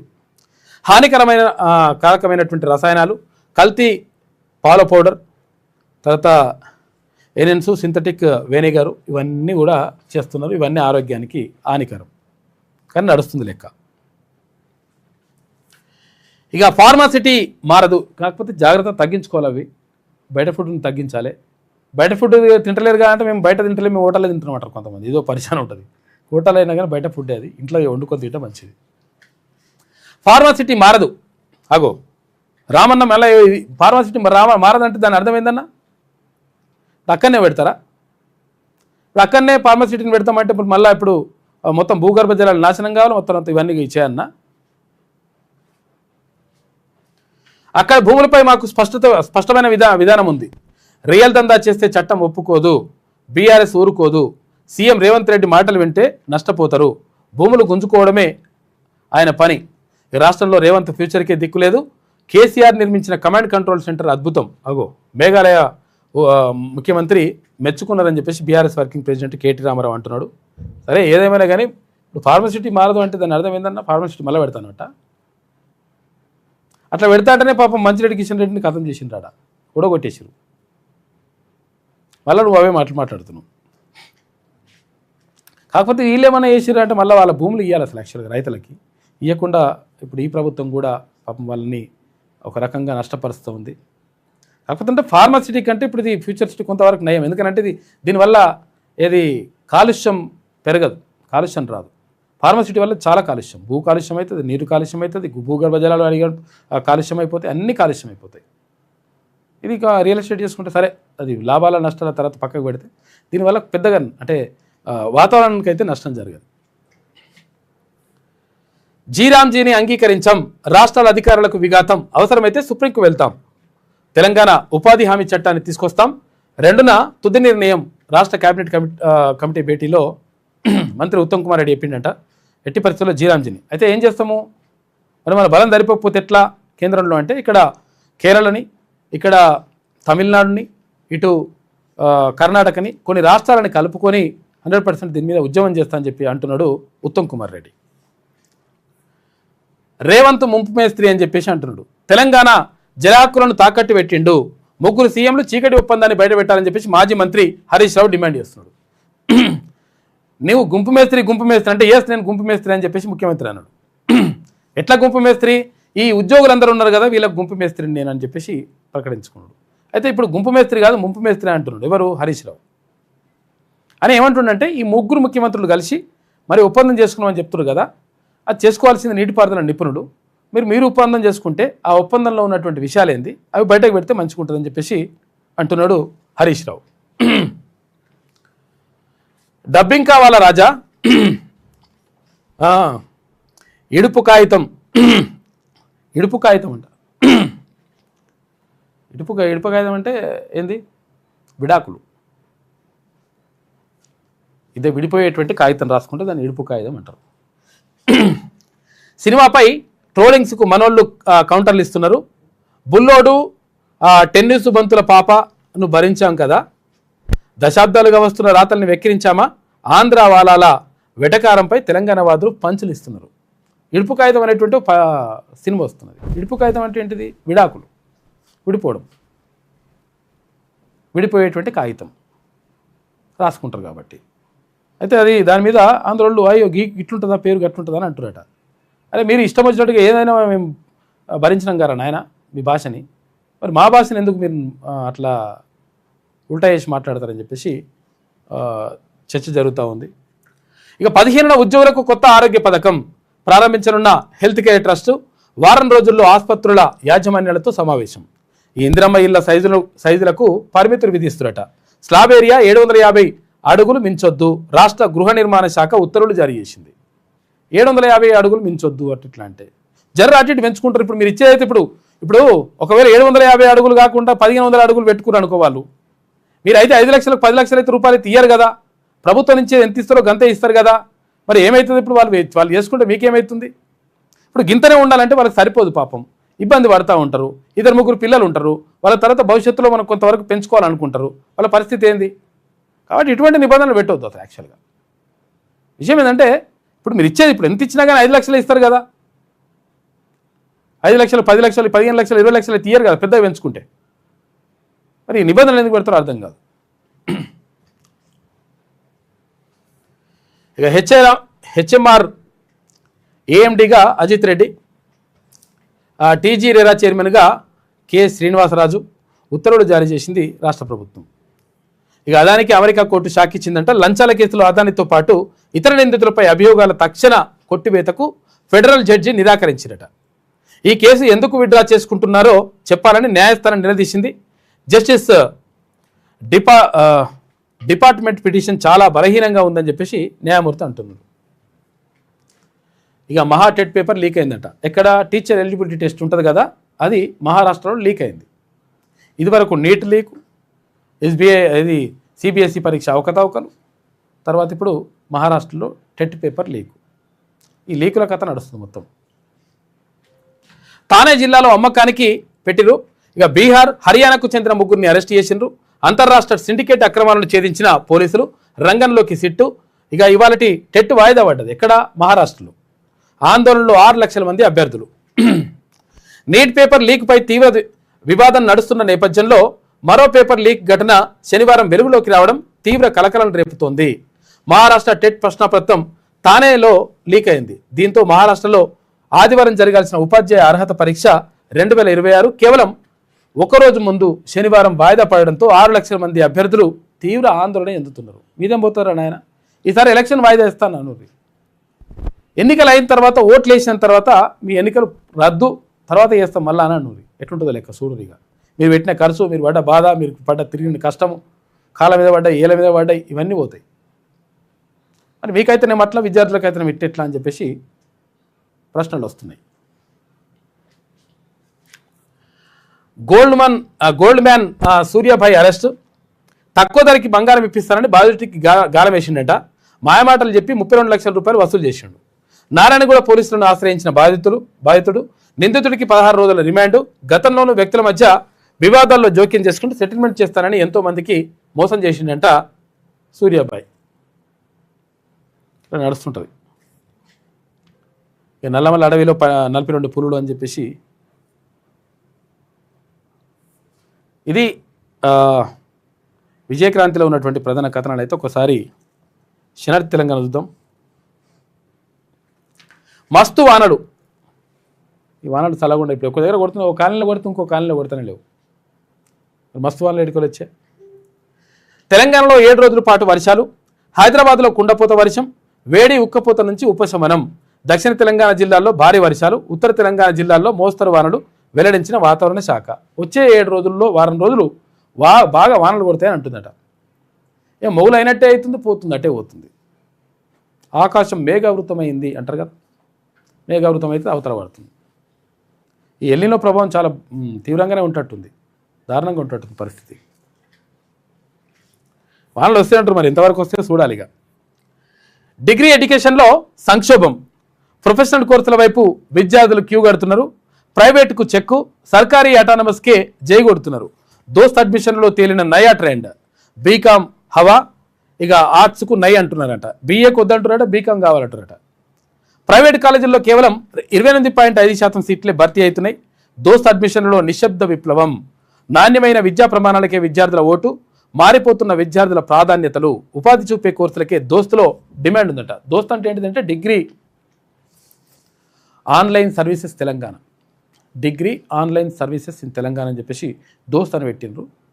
అంటే డిగ్రీ అడ్మిషన్ల కోసం, ఇంటర్ కంప్లీట్ అవుతుంది కదా, డిగ్రీ అడ్మిషన్ల కోసం అది మనము దాంట్లో ఆన్లైన్లో చేసుకోవాలన్నమాట, అప్లై చేసుకోవాలి. సీట్లున్నాయి, విద్యార్థులు లేరు. డిగ్రీ చదువులపై విద్యార్థుల విరక్తి. ఇక సగానికి పైగా ఖాళీగా మిగిలిన సీట్లు. సర్టిఫికెట్లు కాదు, స్కిల్స్ ముఖ్యం. ఉపాధి లేని చదువులకు స్వస్తి. బోవెట్టని చదువులే మనకెందుకు అనుకుంటారట. కేవలం డిగ్రీ సర్టిఫికేట్ చేతిలో ఉంటే చాలు, ఉద్యోగం దానంతటదే వస్తుందనే పాత నమ్మకాలకు కాలం చెల్లింది. చదువుతో పాటు ఉపాధి నైపుణ్యాలు లేకపోతే ఆ చదువు నిరర్ధకమనే స్పష్టమైన తీర్పును తెలంగాణ విద్యార్థి లోకం ఇచ్చేసింది. ప్రస్తుతం విద్యా సంవత్సరం దోస్త్ అడ్మిషన్ల గణాంకాలు రాష్ట్ర ఉన్నత విద్యా రంగంలో వస్తున్న ఒక నిశ్శబ్ద విప్లవానికి అద్దం పడుతున్నాయి. రాష్ట్ర వ్యాప్తంగా లభ్యమవుతున్న మొత్తం డిగ్రీ సీట్లలో కనీసం 43% కూడా భర్తీ కాకపోవడం, సగానికి పైగా సీట్లు ఖాళీగా ఉండిపోవడం ఒక ఎత్తు అయితే, ప్రైవేటు కాలేజీలను నమ్ముకుంటే భవిష్యత్తు శూన్యమనే భావనలో విద్యార్థులు ప్రభుత్వ అటానమస్ కాలేజీల వైపు క్యూ కట్టడం మరో ఎత్తు అని చెప్పేసి ఒక వార్త కనిపిస్తాం. మొత్తం మీద గవర్నమెంట్ తర్వాత ఎయిడెడ్ కాలేజీల వైపు వెళ్తున్నట స్టూడెంట్స్, ప్రైవేట్ కాలేజీల దిక్కు వెళ్తలేరు. పరిస్థితి అట్లా అయిందంట. ప్రైవేట్ కాలేజీల సామ్రాజ్యానికి షాక్ పడ్డది. మొత్తం మీద డిగ్రీ అడ్మిషన్లు అట్లా నడుస్తున్నాయి. ఇక సెక్యూరిటీ డౌన్, ఇంటెలిజెన్స్ విభాగం కీలక నిర్ణయం తీసుకుంది. 100 మంది విఐపీలకు తగ్గింపు, సెక్యూరిటీని తగ్గించిందట. ఎవరి గవర్నమెంట్లని వీళ్ళని ఇట్లా. జూలై 1 నుంచి అమల్లోకి కొత్త రూల్స్. బుల్లెట్ ప్రూఫ్ వెహికల్స్ గన్మెన్ల ఉపసంహరణ. మావోయిజం సమసిపోవడంతో నిర్ణయం. ప్రస్తుతం 600 మందికి గన్మెన్లు పిఎస్ఓల రూపంలో రక్షణ కల్పిస్తున్నారట. తగ్గిస్తారేమో ఇక. ఎందుకంటే గతంలో మావోయిస్టులు దాడి చేస్తారు, మావోయిస్టుల ప్రభావం ఉంటుందని చెప్పేసి ఒకటి ఉంటే నక్సలైట్లు దాడి చేస్తారని, ఇప్పుడు అది లేదు అని చెప్పేసి అనుకుంటారు కాబట్టి తగ్గిస్తున్నట. మావోయిస్టులు అంటే ఎంతో ఎంతో భయం ఉండే అప్పుడు. మరి 3వ రోజు కొనసాగిన దీక్ష, ఆసుపత్రిలోని సంపత్ ఆమరణ నిరాహార దీక్ష. ఎందుకంటే అసలు యాక్చువల్గా సంపత్ ముదిరాజు తర్వాత ఇక్కడ కుమార్ ఇద్దరు కూడా ఆర్టీసీని ప్రభుత్వంలో విలీనం చేయాలనేటువంటి డిమాండ్ తోటి వాళ్ళు ఆమరణ నిరాహార దీక్ష చేస్తున్నారు మొత్తం కూడా. దీంతో ఏం చేసిండ్రు పోలీసులు, అక్కడ తీర్మానంలో పోయి మాట్లాడేసి 100% చేత కాకపోతే ఈ ప్రభుత్వం దిగిపోవాలి. ఎందుకంటే ప్రభుత్వం చెప్పింది ఏమని, ఆర్టీసీని ప్రభుత్వంలో విలీనం చేస్తామని. మరి చేస్తామని చెప్పి కనీసం అపాయింటెడ్ డేట్ కూడా మీరు ప్రకటించలేదు. ఎప్పుడు చేస్తారో కనీసం ఆ డేట్ అని చెప్పండి అని చెప్పేసి డిమాండ్ చేసి, లేకపోతే సంగతి చూస్తామంటే దాంతో రాత్రికి రాత్రి మొన్న నైట్ వచ్చేసి పోలీసులు వీళ్ళని తీసుకొని పోయి తార్నాక ఆర్టీసీ హాస్పిటల్ తరలించారు. ఆ తర్వాత తార్నాక హాస్పిటల్ నుంచి గాంధీ హాస్పిటల్ తీసుకుపోయారు. మళ్ళీ వాళ్ళని గాంధీ హాస్పిటల్లో కూడా ఆమరణ నిరాహార దీక్ష చేస్తూ ఉన్నారు. అక్కడ సంపత్ ముదిరాజ్ తర్వాత కుమారన్న. ఎందుకంటే ఆర్టీసీని మొదటగా ఫస్ట్ విలీనం చేయండి ప్రభుత్వంలో, ఆ తర్వాత లెక్క. ఇక మీరు కార్మిక సంఘాలు ఎన్నికలు పెట్టుకుంటారా ఏం పెట్టుకుంటారా అంటే తర్వాత విషయం. ఫస్ట్ అయితే ఆర్టీసీ కార్మికులకు మంచి జరగాలంటే, వాళ్ళు అన్ని రకాలుగా లాభం పొందాలంటే, వాళ్ళకు ఒక ఉద్యోగ భద్రత ఉండాలంటే, వాళ్ళకు అన్ని ప్రయోజనాలు దక్కాలంటే డెఫినెట్గా ఆర్టీసీని విలీనం చేయాలనేటువంటి డిమాండ్ నడుస్తూ ఉంది. తీర్మానం వలన క్లియర్గా చెప్తా ఉన్నాడు, ఆర్టీసీని 100% ప్రభుత్వంలో విలీనం చేయాల్సిందే. ఆ ప్రక్రియ ఎప్పుడు చేస్తారు, కనీసం ఆ డేటాను ప్రకటించుంటారు అని చెప్పేసి అడుగుతూ ఉన్నారు. ఇప్పటి వరకు ప్రభుత్వం నుంచి అతి గతి లేదు. మరి ఇంకా ఎంతవరకు వెళ్తుంది, ఎందుకంటే పూర్తిగా మద్దతు వస్తూ ఉంది. ఆర్టీసీ కార్మికులందరూ కూడా ఇక్కడ సంపత్ ముదిరాజ్కి తర్వాత ఇక్కడ కుమార్కి మద్దతు ఇస్తూ ఉన్నారు. 3వ రోజు కొనసాగిన దీక్ష, ఆసుపత్రిలోని సంపత్ ఆమరణ నిరాహార దీక్ష. ఆర్టీసీని సర్కార్లో విలీనం చేసే వరకు దీక్ష కొనసాగిస్తా, Bahujan workers union chairman Sampath Mudiraj అంటున్నాడు. 2వ పేజీలో ఉన్నదా.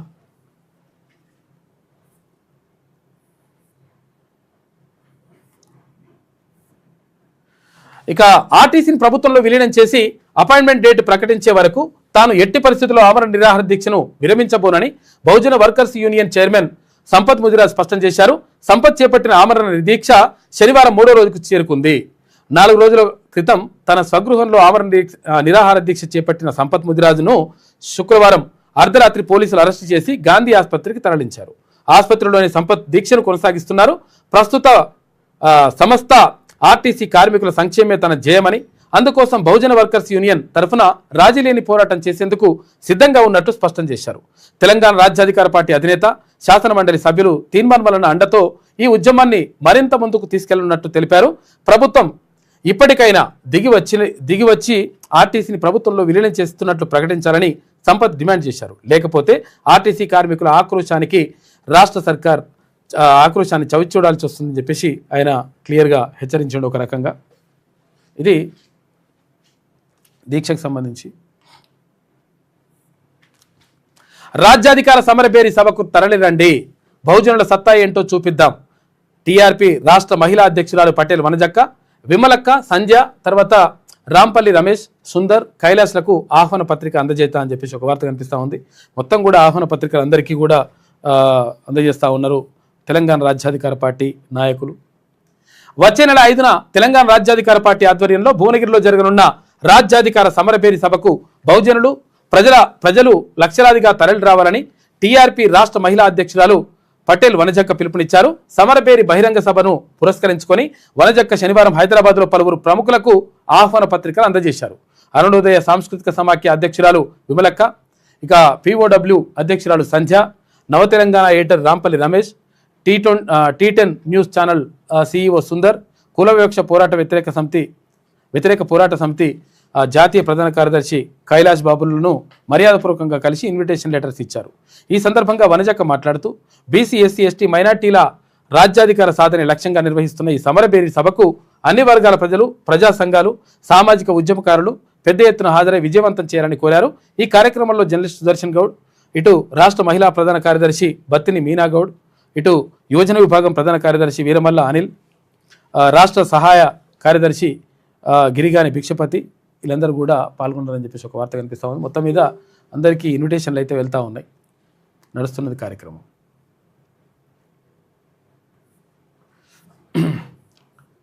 భువనగిరిలో 5 తారీఖు జరిగే సభ కోసం ఇక ఇరాన్ వార్ ఎఫెక్ట్ అంట. కొండెక్కిన కోడిగుడ్లు రేటు పెరిగిందట. కోడిగుడ్లది విదేశీ ఎగుమతులతో ఫుల్ డిమాండ్ వచ్చింది. ఒక్కో కోడిగుడ్డు ₹7.50 పైనే ఉంటుందట. 2 వారాల్లో రూపాయి పెంపు, 30 గుడ్లు ట్రే ధర ₹220 పెరుగుదలనట. రోజుకు 1.70 కోట్లు గుడ్ల ఉత్పత్తి అవుతున్నది. మరో 20 రోజులు ఇవే ధరలు ఉంటాయట. ఇప్పుడు కొంచెం ఫ్రీ అయిపోయింది కాబట్టి ధరలు పెరిగినాయి. మళ్ళా సోలార్ ప్రపంచం దేశంలో భారీగా పెరుగుతున్న సౌర విద్యుత్ వినియోగం. ఇల్లు పొలం అంతటా సోలార్ ప్యానెళ్లనే ప్రయారిటీ ఇస్తురట. విద్యుత్ బిల్లుకు చెల్లు, పర్యావరణ పరిరక్షణకు బాసట. కాకపోతుందంటే మరి దీని నుంచి వేడొస్తుందా ఏందో, రేడియేషన్ వస్తూ అంటారు కానీ రేడియేషన్ ఏం రాదంటారు. మళ్ళీ తెలియదు కానీ ఇదైతే దీనికి కేంద్ర ప్రభుత్వం కూడా బాగా సపోర్ట్ చేస్తున్నది. కేంద్ర రాష్ట్ర ప్రభుత్వాల నుంచి భారీ ప్రోత్సాహకాలు, విద్యుత్ వ్యవస్థ తీరునే మార్చేస్తున్న సౌరశక్తి. ఎందుకంటే ఎండ నుంచి వచ్చేదాన్ని. రేవంత్ రాష్ట్ర హక్కులను కాలరాస్తున్నారు. తుంగభద్ర జలాల నీటి వినియోగంపై చారిత్రక ఒప్పందం జరిగినట్లు చెబుతున్నారు. మరి ఆ ఒప్పందాన్ని ఎందుకు బయటపెట్టడం లేదు? ట్రిబ్యునల్, అపెక్స్ కౌన్సిల్ లేకుండా దొడ్డిదారిన ఈ ఒప్పందాలేంటి? రాష్ట్ర హక్కులకు భంగమని తెలుసు, అయినా ఒప్పందాల పేరుతో డ్రామాలు ఆడుతున్నారని చెప్పేసి ఎమ్మెల్యే తన్నీరు హరీష్ రావు అంటున్నాడు. ఇందిరమ్మ ఇండ్లపై ఆంక్షలు. ఇక స్లాబ్ 750 అడుగుల్లోపే ఉండాలి. ముందు వైపు 3 అడుగులే, మిగతా వైపు కేవలం 1 అడుగే. ఇవన్నీ ఇప్పుడు నిబంధనలు పెడితే భూమి ఒక్కొక్కరికి ఒక్కో రకంగా ఉంటుంది. ఇప్పుడు ఇస్తాందుకా లేకపోతే ఆపుతందుకా? ఇది ఉత్తర్వులు జారీ చేసిన గృహ నిర్మాణ శాఖ స్లాబ్ ఎక్కువ వేసి ఖర్చు పెరగడంతో అనవసర అప్పులు చేస్తున్న అట్టు గుర్తించిరట. అంటే ఎక్కువ అయితే వాళ్ళు అప్లై అయితే తర్వాత వీళ్ళంతా ఇబ్బంది పడతారని అనుకుంటారట. అది మంచిదే. కాకపోతే ఏంటంటే విషయం ఏంటంటే మరి ఇట్లా చేస్తే కొంతమంది ఎక్కువ కట్టుకోవాలనుకుంటారు, డబ్బులు ఉన్నోళ్ళు ఉంటారు, కట్టుకోవాలనుకుంటారు. ఎట్లా?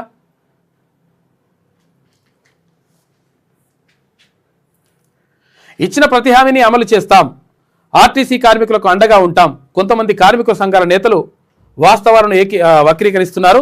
వారే ప్రజలను తప్పుదోవ పట్టిస్తున్నారు. ఆర్టీసీ కార్మికులు మా ముందు 32 డిమాండ్స్ పెట్టారు. అందులో 29 అంశాలు ఆర్టీసీ యాజమాన్యం పరిధిలోనే ఉన్నాయి. యాజమాన్య పరిధిలోని అంశాలపై చర్యలు చేపట్టాం.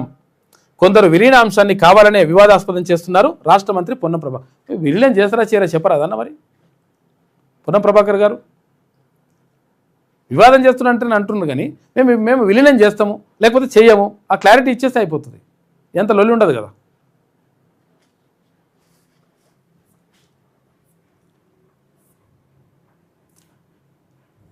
ఇవి శనార్థిలో ఉన్నటువంటి ప్రధాన కథనాలు. అయితే ప్రజల పక్షాన్ని నిలబడమే తప్ప నాకేం జరిగినా రేవంత్దే బాధ్యత. నా సెక్యూరిటీని ఎందుకు తగ్గించారు? గురుకులాల్లో 2000 కోట్ల రూపాయల స్కామ్. ఏం చేసినా ప్రజల కోసమే, నాకంటూ సొంత ఎజెండా లేదు. సెక్యూరిటీ తొలగించినంత మాత్రాన భయపడబోం అని చెప్పేసి బీఆర్ఎస్ నేత ఆర్ఎస్ ప్రవీణ్ కుమార్ అంటున్నాడు. సెక్యూరిటీని తగ్గించినట్టు ఆయనకు. ఇది శనార్థి తెలంగాణ ప్రధాన కథనాలు. అయితే ఒకసారి ఈనాడు చూద్దాం. మాతృభూమిపై మనసు లాగుతోంది అని చెప్పేసి ఎవరికి? అమెరికాలో ఉన్న వాళ్ళకు మళ్ళీ భారత్ రావాలని చెప్పేసి అనుకుంటారట. చాలా సంవత్సరాల పాటు అక్కడ ఉండి గ్రీన్ కార్డు కూడా పొందిన వాళ్ళు మళ్ళీ ఇక్కడ భారతదేశానికి రావాలనుకుంటున్నారట. కారణం ఏంటంటే అక్కడ ట్రంప్ తీసుకుంటున్నటువంటి నిర్ణయాలు, ఇక్కడ తల్లిదండ్రులు పిల్లల కోసం ఎదురు చూస్తున్నటువంటి ఎదురుచూపులు, ఇక్కడ ప్రశాంతంగా అక్కడ ఒకవేళ వందల వేల లక్షల కోట్లు సంపాదించినా కానీ అమెరికాలో ఉంటే ఒకవేళ చచ్చిపోతునో, లేకపోతే బాధ అవుతునో, లేకపోతే ఏమైనా పండుగ అవుతునో, పవం అవుతునో మనసులో వచ్చేటువంటి పరిస్థితి, పక్కోడు వచ్చే పరిస్థితి, పలకరించే పరిస్థితి ఉండదు. అదే మన దగ్గర అనుకో, చచ్చిపోయినా బతికినా ఏమైనా కానీ చుట్టుపక్కల వాళ్ళు పలకరిస్తారు, చుట్టుపక్కల సాధక బాధక వాళ్ళు అరుచుకుంటారు. కాబట్టి ఇక్కడికి వస్తేనే మంచిగుంటుందని చెప్పేసి అనుకుంటున్నట అమెరికాలో ఉన్నటువంటి ఎవరైతే ప్రవాస భారతీయులు. మాతృభూమిపై మనసు లాగుతోంది. అమెరికా నుంచి తిరిగి వచ్చేయాలనే ట్రెండ్ పెరుగుతోందంట. యాంత్రిక జీవితంతో విసిగిపోయి కొందరు వృద్ధాప్యంలోని తల్లిదండ్రుల్ని చూసుకోవడానికి మరికొందరు మళ్ళీ ఇక్కడికి వచ్చేస్తున్నట, రావాలనుకుంటున్నట. అమెరికా అంటే భూతల స్వర్గం, డాలర్ డ్రీమ్స్ని సాకారం చేసే ఆశల తీరం, ఆకాశాల పెన్నిది, అవకాశాల పెన్నిది. ఏ ఇంజనీరింగ్ విద్యార్థి అయినా చదువు పూర్తవగానే రెక్కలు కట్టుకుని ఎగిరిపోవాలనుకునేది అమెరికాకే. ఉన్నత చదువు, ఉద్యోగం, ఇల్లు కొనుక్కోవడం, అక్కడే స్థిరపడిపోవడం, ఇది చాలామంది జీవిత లక్ష్యం. కానీ ఇప్పుడు పరిస్థితి మారుతోంది. ఇప్పటికీ ఉన్నత విద్య, ఉద్యోగాల కోసం అమెరికా వంటి దేశాలకు తరలి వెళుతున్న వారు ఉన్నా అటు నుంచి ఇటు వచ్చేస్తున్న భారతీయులు, అందులోనూ తెలుగు వారి సంఖ్య క్రమంగా పెరుగుతుందట. ఇక ఒక ఎగ్జాంపుల్స్ కూడా రాశారు ఇక్కడ. హైదరాబాద్కు చెందిన జి దిలీప్ కుమార్, జాబిలి దంపతులు 2011లో అమెరికాకు వెళ్ళారు. ఇద్దరికి సాఫ్ట్వేర్ ఇంజనీర్లుగా ఉద్యోగాలు లభించాయి. అక్కడే స్థిరపడాలని విల్లా కూడా కొనుక్కున్నారు. ఇద్దరు పిల్లలను పాఠశాలలో చేర్పించారు అక్కడనే, ఇక్కడ అమెరికాలో. ఇంతలో వారికి ఒక రోడ్డు ప్రమాదం జరిగింది. స్వగ్రామంలో ఉంటే ఈ కష్టకాలంలో కుటుంబ సభ్యులు, బంధువులు, స్నేహితులు అందరూ వచ్చేవారని, ఇప్పుడు ఒంటరిగా ఉన్నామని భావన పెరిగింది. అయితే లక్షల డాలర్లు వెచ్చించిన అనుబంధాలు, ఆప్యాయతలు అక్కడ లభించవంటూ 3 ఏళ్ల క్రితం హైదరాబాద్కు తిరిగి వచ్చేసిండ్రు. పట్టించుకుంటాడు ఉండడు ఆడ ఎన్ని పైసలు ఉన్నా కానీ, అటువంటి పరిస్థితి. అమెరికాలో 20-30 ఏళ్లుగా ఉన్నవారిలోనూ మాతృభూమికి తిరిగి వస్తున్న వారి సంఖ్య క్రమంగా పెరుగుతోంది. అమెరికాలో కాస్త సంపాదించుకొని ఆర్థికంగా పర్వాలేదనుకున్న వారు వివిధ కారణాలతో మాతృభూమికి తిరిగి వచ్చేందుకు ఎక్కువగా మొగ్గు చూపుతున్నారు. వృద్ధాప్యంలోని తల్లిదండ్రులకు అండగా ఉండాలనుకోవడం, పిల్లలు మన సంస్కృతి సాంప్రదాయాలకు దూరం కాకూడదన్న కాంక్ష, వారికి ఇక్కడే సంబంధాలు చూసి పెళ్లిళ్ళు చేయాలన్న భావన, పుట్టిన గడ్డపై మమకారం, బంధుమిత్రులతో కలిసి జీవించాలనుకోవడం, అమెరికాలోని యాంత్రిక జీవన విధానంతో బెసిగిపోవడం వలన మొత్తం ఇక్కడికే రావాలనుకుంటున్నారట మొత్తం అమెరికాలో కూడా చాలామంది. ఇక రహదారికి ట్రంప్ పేరు అమెరికా అధ్యక్షుడు హర్షం. ఇక్కడ మన దగ్గర ఒక రోడ్డుకు ట్రంప్ పేరు పెట్టిరట. ట్రంప్ పేరు పెడితే ఆయన ఫుల్ ఖుషి అయ్యాడట ట్రంప్. భారతదేశంలో అందులో తెలంగాణలోని హైదరాబాద్లో రోడ్డుకు నా పేరు పెట్టిందని చెప్పేసి ఫుల్ ఖుషి అయ్యాడట. హైదరాబాద్లోని యుఎస్ కాన్సులేట్కు వెళ్లే ప్రధాన రహదారికి తన పేరు పెట్టడంపై అమెరికా అధ్యక్షుడు డొనాల్డ్ ట్రంప్ హర్షం వ్యక్తం చేశారు. అమెరికా 250వ స్వాతంత్ర దినోత్సవాన్ని పురస్కరించుకొని తెలంగాణ ప్రభుత్వం ఈ రహదారికి డొనాల్డ్ ట్రంప్ ఎవెన్యూగా పేరు పెట్టింది. దీనిపై తన సోషల్ మీడియా ట్రూత్లో ట్రంప్ సంతోషం వ్యక్తం చేశాడు. ట్రూత్ అనేది ఆయన స్పెషల్గా ఉన్నది అక్కడ. భారతదేశంలోని హైదరాబాద్లో కొత్తగా డొనాల్డ్ ట్రంప్ ఎవెన్యూ ఏర్పాటు చేశారు, ఇది నాకు ఫుల్ ఖుషి అవుతుందని చెప్పేసి ట్రంప్ అన్నాడంట. ఇవ నవదిగ్బంధమే విరుగుడు. 9 మార్గాల్లో రాష్ట్రానికి గంజాయి రవాణా వస్తుందట. నవదిగ్బంధం అంటే 9 రహదారుల్ని మనం మూసేసి అక్కడ కొంచెం కట్టడి చేస్తే రాష్ట్రానికి గంజాయి రాకుండా అడ్డుకోవచ్చంట. ఎక్కువ ఇక్కడ ఒడిశా నుంచి, తర్వాత ఇక్కడ తమిళనాడు నుంచి, వివిధ రాష్ట్రాల నుంచి వస్తుందట కథ. 95% పొరుగు రాష్ట్రాల నుంచే దారిలోని అడ్డుకట్ట వేసేలా ఈగల్ ప్రణాళిక చేస్తుందట ఈగల్ పోలీసులు. తెలంగాణను ముంచెత్తుతున్న గంజాయి మూలాలపై పోలీసులు దృష్టి సారించారు. పొరుగు రాష్ట్రాల నుంచి ప్రధానంగా 9 మార్గాల్లో అది రవాణా అవుతున్నట్లు గుర్తించారు. రాష్ట్రంలో పల్లె పట్టణం అనే తేడా లేకుండా మత్తు మహమ్మారి విస్తరించడం కలవరం పెడుతోంది. తక్కువ ఖర్చుతో సులభంగా దొరుకుతుండడంతో యువత మొదట గంజాయి వినియోగానికి అలవాటు పడుతున్నారు. క్రమేణా ఇతర డ్రగ్స్ వైపు మళ్లుతున్నారు. కుటుంబానికి ఆసరగా నిలవాల్సిన వయసులో జీవితాన్ని ఛిద్రం చేసుకుంటున్నారు. చాప కింద నీరులా విస్తరించే ఈ దుర్వ్యసనానికి మూలమైన రవాణా మార్గాలను గుర్తించి అరికట్టేందుకు elite action group for drugs law enforcement eagle అధికారులు సిద్ధమవుతున్నారు. ఒకప్పుడు ఉత్తర తెలంగాణలో విరివిగా పండిన గంజాయిని చాలా వరకు నియంత్రించగలిగారు. ఇప్పుడు 95% గంజాయి ఆంధ్ర ఒడిశా సరిహద్దు ప్రాంతాల నుంచి, ఛత్తీస్గఢ్ ఏపీల నుంచి వస్తున్నట్లు తెలంగాణ పోలీసులు చెప్తున్నారు. ఒడిశాలోని మల్కనగిరి, ఆంధ్రప్రదేశ్లోని పార్వతీపురం, పాలకొండ, నర్సీపట్నం, అరకు, పాడేరు, జీమడుగుల, తర్వాత కొండరాయి, వరరామచంద్రపురంతో పాటు ఛత్తీస్గఢ్లోని కొన్ని ప్రాంతాల్లో గంజాయి సాగవుతున్నట్టుగా తేలిందట. అక్కడి నుంచి ఇక్కడికి వస్తుందట లెక్క. నవనాడులను కుంగదీసి నిలువునా నిర్వీర్యం చేసే మాదక ద్రవ్యాల నుంచి యువతను బయటకు తేవాలని రాష్ట్ర ప్రభుత్వం సంకల్పించింది. ముందుగా సరిహద్దుల ఆవల నుంచి విచ్చలవిడిగా వచ్చి పడుతున్న గంజాయిని అరికట్టేందుకు ఈగల అధికారులు ప్రత్యేక ప్రణాళికతో సిద్ధమవుతున్నారు. చేయాలి అసలు యాక్చువల్గా. ఇది అందరి బాధ్యత, కుటుంబంలోని తల్లిదండ్రుల బాధ్యత, ప్రభుత్వం బాధ్యత, ఇటు పోలీసుల బాధ్యత, సమాజంలో ఉన్నటువంటి ప్రతి ఒక్కరి బాధ్యత. మాకేమవుతుందిలే, పోలీసులు చూసుకుంటారు, మాకేమవుతుందిలే, ఇట్లా మా ఓడు తాగితే మాకేమవుతుంది, మా ఇంటోళ్ళకి ఏమవుతుంది, మీ ఇంటోళ్ళ పని కూడా అవుతుంది. చాలా డేంజర్ అది. గంటకు 2 కిలోల పైనే పట్టుబడుతుందంట. గత ఏడాది రాష్ట్రంలో 19,599 కిలోల గంజాయి పట్టుబడింది. అంటే సగటున రోజుకు 53 కిలోలు, గంటకు 2 కిలోల పైనే చిక్కుతుందట. చూసుకో ఎంత ఏ లెవెల్ ఉందో చూడరు. అంటే దొరికిందే ఇంత, అంటే దొరికింది ఎంత ఉండాలి, ఇంకా అంత డేంజర్ ఉన్నది. జాగ్రత్తగా ఉండండి, పిల్లల్ని జాగ్రత్తగా కనిపెట్టండి. జూలై 15 నుంచి ఉద్యోగుల ఆరోగ్య పథకం, వారంలో మార్గదర్శకాలు విడుదల. దంపతుల్లో ఒకరి నుంచే చందా వసూలు చేస్తారట. హెల్త్ కేర్ ట్రస్ట్ తొలి సమావేశంలో కీలక నిర్ణయం తీసుకున్నారు. ఇప్పుడు ఇద్దరు ఉద్యోగులు ఉంటారు, ఉంటే ఇద్దరికి 1.5 ఖర్చు చేయాల్సిన అవసరం లేదు, కాబట్టి ఒకరి నుంచే తీసుకుంటారట. ఆ పని చేస్తానని చెప్తుంది ప్రభుత్వం. సంస్థాగత పుష్టి, ఎన్నికలపై దృష్టి. భాజపా జాతీయ అధ్యక్షుడి రాక నేడే, ఇవాళ వస్తున్నాడు, 3 రోజులు ఇక్కడే ఉంటాడు. 3 రోజుల పాటు నితిన్ నబీన్ పర్యటన ఉంటుంది తెలంగాణ రాష్ట్రంలో. ఇక ప్రత్యామ్నాయ స్థలానికి పర్యటన ఇట్లుంటుందంట. నితిన్ నబీన్ ఆదివారం మధ్యాహ్నం 3:15 శంషాబాద్ విమానాశ్రయానికి చేరుకుంటాడు. 4 గంటలకు రంగారెడ్డి రూరల్ జిల్లా భాజపా కార్యాలయ ప్రారంభోత్సవం. రాష్ట్ర వ్యాప్తంగా 9 జిల్లాల కార్యాలయాలు వర్చువల్గా ప్రారంభిస్తాడు. ఇవాళనే సాయంత్రం 5:30 నాంపల్లి ఎగ్జిబిషన్ మైదానంలో హైదరాబాద్, సైబరాబాద్, మల్కాజ్గిరి మున్సిపల్ కార్పొరేషన్ల పరిధిలో బూత్ అధ్యక్షులతోటి భేటీ అవుతారట. ఇక ప్రత్యామ్నాయ స్థలానికి SBI ఓకే చెప్పింది. ఇక్కడ కాదు అక్కడ ఇస్తా అంటే ఓకే అన్నదంట. లేకపోతే మీ పైసలను తీసుకొని బయట వేరే బ్యాంకులో వేస్తా అని చెప్పిరట గవర్నమెంట్. ఫ్యూచర్ సిటీలో డేటా సెంటర్కు అదనపు భూమి కూడా.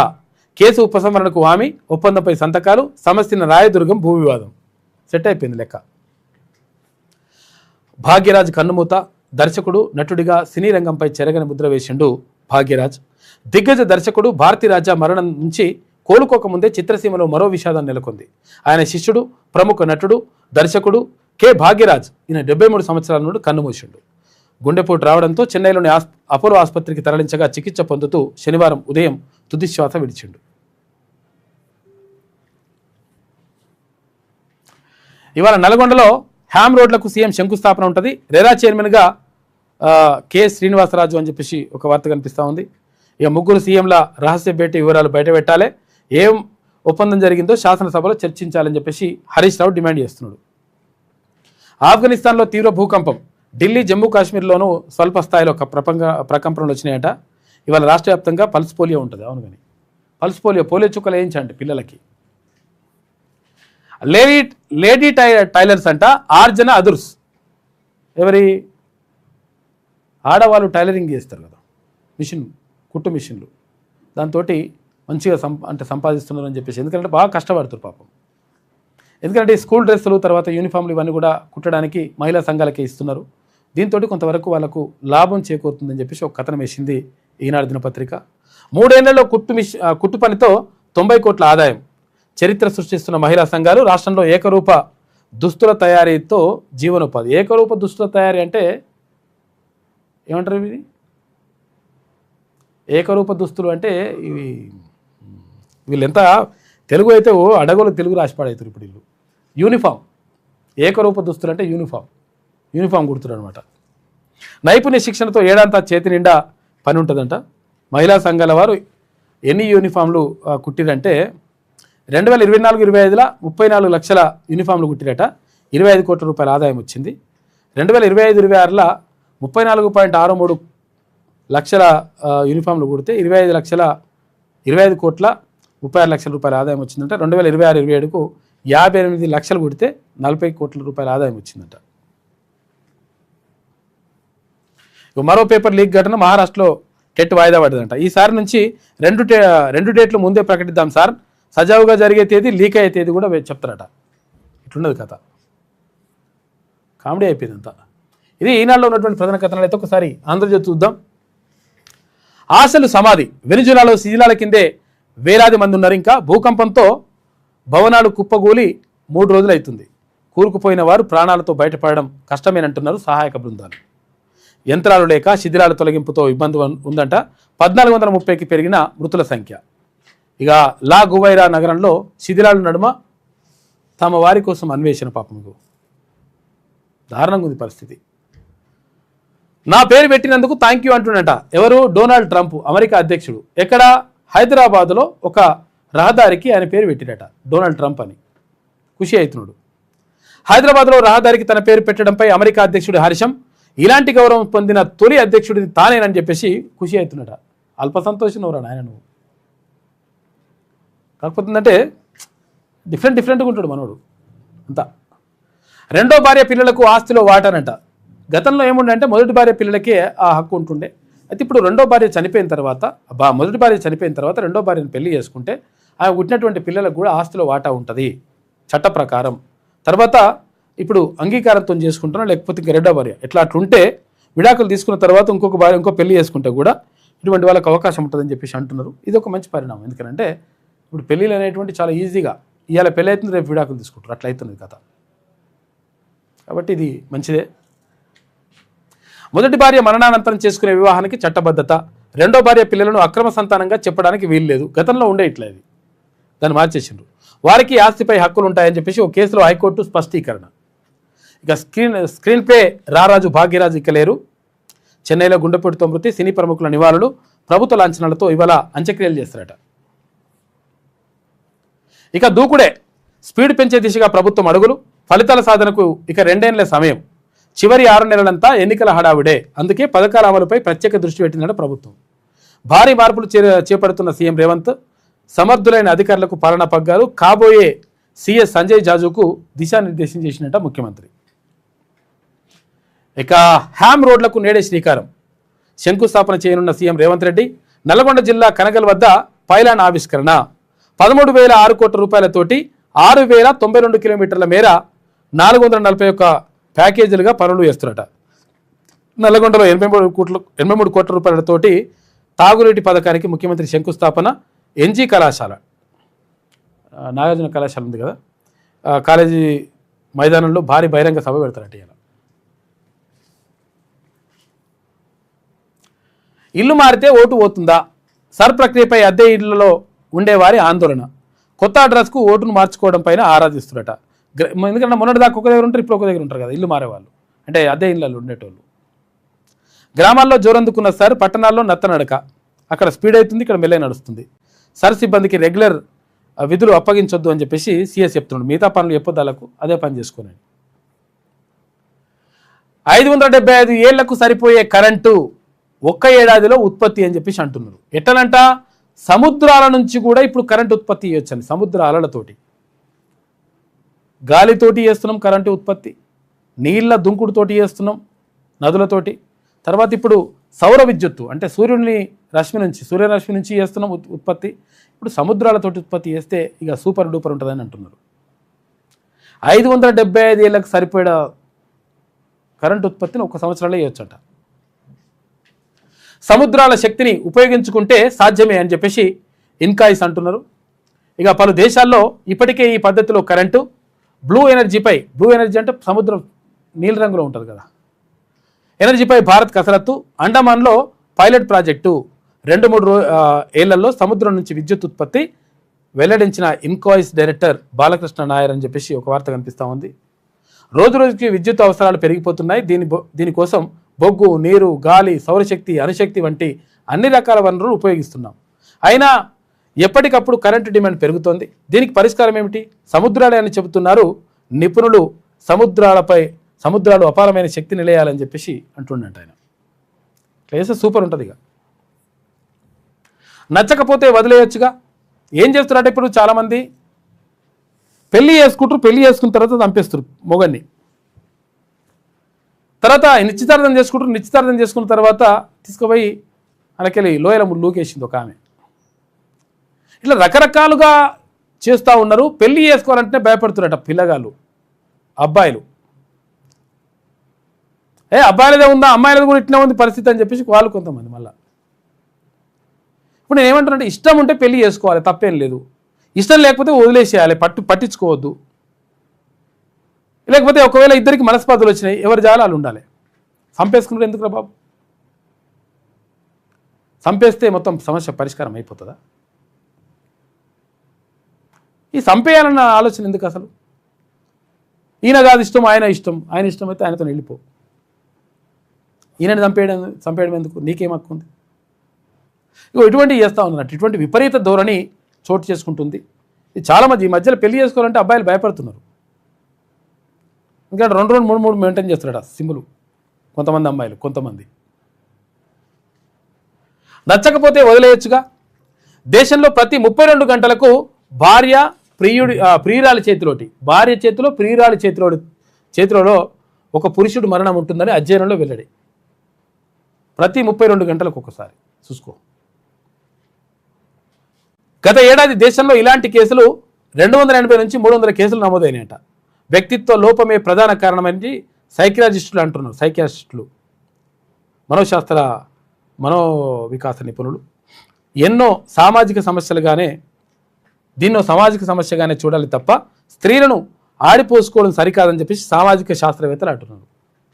అందరు ఆడవాళ్ళు నడదు, నిజం కూడా అందరు ఆడవాళ్ళు నడదు పాపం. కాకపోతే కొంతమంది ఇట్లా వీళ్ళు తయారై మొత్తం అందరికీ చెడు పేరు తెస్తున్నారు. స్త్రీలు తమ అభిప్రాయాన్ని స్వేచ్ఛగా తెలిపే పరిస్థితి ఉన్నప్పుడే ఇలాంటి సంఘటనలు తగ్గుతాయని వెల్లడి. ఇప్పుడు అభిప్రాయం చెప్పడానికి ఇప్పుడు అవకాశం ఇవ్వాలి తల్లిదండ్రులు కూడా. నీకు ఇష్టమేనా, ఇష్టం కాదా, ఆ పిల్లగాడు ఇష్టం అంటేనే పెళ్లి చేస్తాం, లేకపోతే ఈ విషయం చెప్పాలి. భయపెట్టి పెళ్లి చేసిరు అనుకో, వాడిని చంపేసి వస్తారు. ఇప్పుడు వీళ్ళు 10వ పరిసర అయింది. గతంలో భయపడుతుండే, ఉల్టా ఉంటుండే, ఇప్పుడు చంపేసి వస్తురట. స్త్రీలు తమ అభిప్రాయాన్ని స్వేచ్ఛగా తెలిపే పరిస్థితి ఉన్నప్పుడే ఇలాంటి ఘటనలు తగ్గుతాయని వెల్లడి. చంపడం ఏ సమస్యకు పరిష్కారం కాదని సినిమాలు, సాహిత్యం ద్వారా అర్థమయ్యేలా చేయాలని చెప్పేసి సూచిస్తున్నారు. సినిమాలతోటి, సాహిత్యంతో చెప్పాలి. ఎందుకంటే అట్లయితేనే ఈజీగా వింటారు కాబట్టి. చంపడం పరిష్కారం కాదు. ఎవరైనా సరే చచ్చిపోవడం కానీ చంపడం కానీ ఇది పరిష్కారమే కాదు. అట్లా చచ్చిపోవాలనుకుంటే, చంపాలనుకుంటే ఎవరు మిగిలడు ఈ భూమి మీద. గృహహింస కారణంగా దేశంలో ప్రతి 90 నిమిషాలకు ఓ మహిళ హత్య. వాటి సంగతి ఏంటని చెప్పేసి కొందరు ప్రశ్నిస్తున్నారట. మగవాళ్ళని చంపుతురా, మావాళ్ళని కూడా చంపుతున్నారని మళ్ళీ ఆడళ్ళు అదో పరిచయం. ఇంట్లో చెప్పడం కన్నా చంపడమే సులువు అనుకున్నా అంటుందంట. ఏమైంది? ఈ పిల్లగాడు ఇష్టం లేదు. ఈ పిల్లగాడిని ఇష్టం లేకపోతే నిశ్చితార్థం చేసిండ్రట. ఆ అమ్మాయి అక్కడ చెప్పలేదు. చెప్పకు ఏం చేసింది? చంపేసింది. తీసుకుపోయి ప్రియుడితో తీసుకుపోయి, లవర్తో తీసుకుపోయి లోయలో తోసేసి చంపేసింది. అరే ఎందుకు చేసినవి అట్లా అని చెప్పేసి అడిగిరట. అడిగితే చెప్తే ఏమనుకుంటారో కానీ నేను ప్రాణం తీసినావు కదా. విచారణలో పూణే హత్య కేసు నిందితురాలు సియా చెప్తున్నది. ఇక కేతన్ నచ్చలేదని సియా ముందే చెప్పి ఉంటే మేము పెళ్లి ఆపేసే వాళ్ళమని చెప్పి సియా సోదరుడు సాహిల్ అంటున్నాడు. అరే ఫస్ట్ చెప్తే అయిపోతుండే కదా, ఈ వెస్ట్ ఫెలో గిట్టట్లే చేసింది, మెటల్ ముఖంది ఇట్లానే తిడుతున్నాడు. హనీమూన్కు వెళ్ళి ప్రియుడితో కలిసి భర్త రాజా రఘువంశీని చంపేసిన సోనం గురించి మరొక ముందే పూణేకు చెందిన సియా అనే యువతి తన కాబోయే భర్త కేతన్ అగర్వాల్ అంటాడు, మస్తు కోటీశ్వరుడి గాడు, వేల కోట్ల రూపాయలు ఉన్నాయండి ఆస్తులు వానికి. ఇవి కానీ ఇంకా లవర్ కావాలని చెప్పి సీని చంపేసింది. సియా అనేటువంటి యువతి తన కాబోయే భర్త కేతన్ అగర్వాల్ను లోయలోకి తోసి చంపిన ఉదంతం దేశవ్యాప్తంగా సంచలనంగా మారింది. ఇవే కాదు, నచ్చిన వ్యక్తితో కలిసి బతకడానికి అనుకున్న తన 3 పిల్లలను గొంతు నమిలి చంపిన తల్లి, భర్తను చంపి డ్రమ్ములో కుక్కి సిమెంటుతో కప్పిపెట్టిన ఇల్లాలు, బీమా సొమ్ము కోసం మొగలి ప్రాణాలు తీసిన గృహిణి, ప్రియుడి ఆకర్షణలో పడి వరుడిని కిరాయి గుండాలతో చంపించిన వధువు, సజీవనం చేస్తున్న వ్యక్తితో కలిసి తల్లిదండ్రులను చెల్లిని చంపేసిన యువతి. ఇలా ఇటీవల కాలంలో వరుస ఘటనలు సంచలనం రేపుతున్నాయి. ఈ సంచలనం రేపుడు చల్లకుండా మీ సావు మీరు దావరు, కానీ పక్కలను చంపడం ఎందుకు ఇదంతా కథ? మీకు ఇష్టం లేకపోతే ఇష్టం లేదని చెప్పాలి. అంతో ఇష్టం అంటే అంత వెళ్ళిపోరి, మీ సావే మీరు రావుంటారు. కానీ ఇప్పుడు అనవసరంగా వేరే వాళ్ళ ప్రాణాలు తీస్తున్నారు. ఇప్పుడు ఇక్కడ పెళ్లి చేసుకోవాలంటే భయపడుతున్నారు చాలామంది. పరిస్థితి దారుణంగా ఉంది. ఇంతకుముందు అబ్బాయి మంచోడా, అబ్బాయి ఎటువంటి గుణాలు ఉన్నాయి, ఎంతమంది పిల్లలు ఇటువంటి లవర్లు బివర్లు ఉన్నారు, ఇటువంటి అంటున్నారు. ఇప్పుడు అమ్మాయిలను అడగాల్సి వస్తుందట పరిస్థితి. గాడికి వచ్చింది కథ. ఎస్బీఐ రాయదుర్గం భూమికి ప్రత్యామ్నాయంగా మరో స్థలం తీసుకునేందుకు సిద్ధమైంది. హైకోర్టులో కేసు ఉపసంహరణకు ఆమోదం. సిఎస్తో ఎస్బీఐ ఉన్నతాధికారుల భేటీ విజయవంతమైంది. ముగిసిన విజయవంతం అంటే ఇది చేసిన కథ మంచుకున్నది. కానీ ఇక ఇవాళ రాష్ట్రానికి నితిన్ నవీన్ వస్తున్నాడు. ఎవరు? భారతీయ జనతా పార్టీ జాతీయ అధ్యక్షుడు. 3 రోజుల పర్యటనకు రానున్న బీజేపీ జాతీయ అధ్యక్షుడు. అంతేనా? ఇక ఉత్తర తెలంగాణకు రై అంట. 2 ఎలివేటెడ్ కారిడార్లకు 4,300 కోట్ల రూపాయల ఎన్డీబీ రుణం ఇస్తున్నారంట. ఇక హ్యామ్ రోడ్లకు నేడే శ్రీకారం అని చెప్పేసి ఇచ్చారు కదా. మా రోడ్ ఏం చేస్తున్నాం మా ఎమ్మెల్యే మరి చూడాలి. ఇది ఆంధ్రజ్యోతిలో ఉన్నటువంటి ప్రధాన కథనాలు. అయితే ఒకసారి కీమ్ ఏమంటుందో చూద్దాం. కేంద్ర మంత్రి సెల్ఫ్ సబ్సిడీ సొంత శాఖలో 99 లక్షల రాయితీ, దోసకాయల సాగుకు సాయం చేస్తున్నట్ట. వెల్లువెత్తిన విమర్శలు. మంత్రి కాకముందే పొందానని చెప్పేసి భగీరథ చెప్తున్నాడు. సబ్సిడీ కింద తీసుకున్నట దోసకాయల సాగు. మహారాష్ట్రలో టెట్ ప్రశ్నపత్రం లీక్ అయింది. బీజేపీ పాలిత రాష్ట్రంలో మరో ఘటన. పరీక్ష వాయిదా పడ్డది. విద్యార్థులు విపక్షాలు ఆగ్రహం వ్యక్తం చేస్తున్నాయి. కమ్ముకొస్తున్న కరువు దారుణంగా ఉంటున్న పరిస్థితి. సారి మైదానంలో మానేరు ఆగమాగా ఉన్నది. యూరియా సర్కార్ దయ ఇస్తే ఇచ్చినట్టు ఒక్కో జిల్లాకు ఒక్కోసారి పంపిణీ అంట. కొరతను కప్పిపుచ్చుకునేందుకు అడ్డదారులు. ఒక జిల్లాలో యాప్ ఓపెన్ అయితే మరో జిల్లాలో క్లోజ్ అవుతుందట. మినిస్టర్ 30% లోతుకుంటలో హైడ్రామా. 40 ఎకరాల భూమిపై నంబర్ 2 మంత్రి కన్ను. 15 ఎకరాలు తనకివ్వాలని డిమాండ్ చేసినట. ఒప్పుకోని యజమానులు. రంగంలోకి హైడ్రా ఓనర్లపై ఆఫీసర్ల ఒత్తిడి. హైడ్రాతోటి ఇట్లా చేస్తారని చెప్పేసి ఇట్లా కథనం వేసుకొచ్చింది. హైడ్రాతో కాంగ్రెస్ దుర్మార్గాలు. రాష్ట్రంలో వికాసం పోయి విధ్వంసమే మిగిలింది. ఫ్యూచర్ సిటీ పేరిట రేవంత్ బంధువుల భూదందా.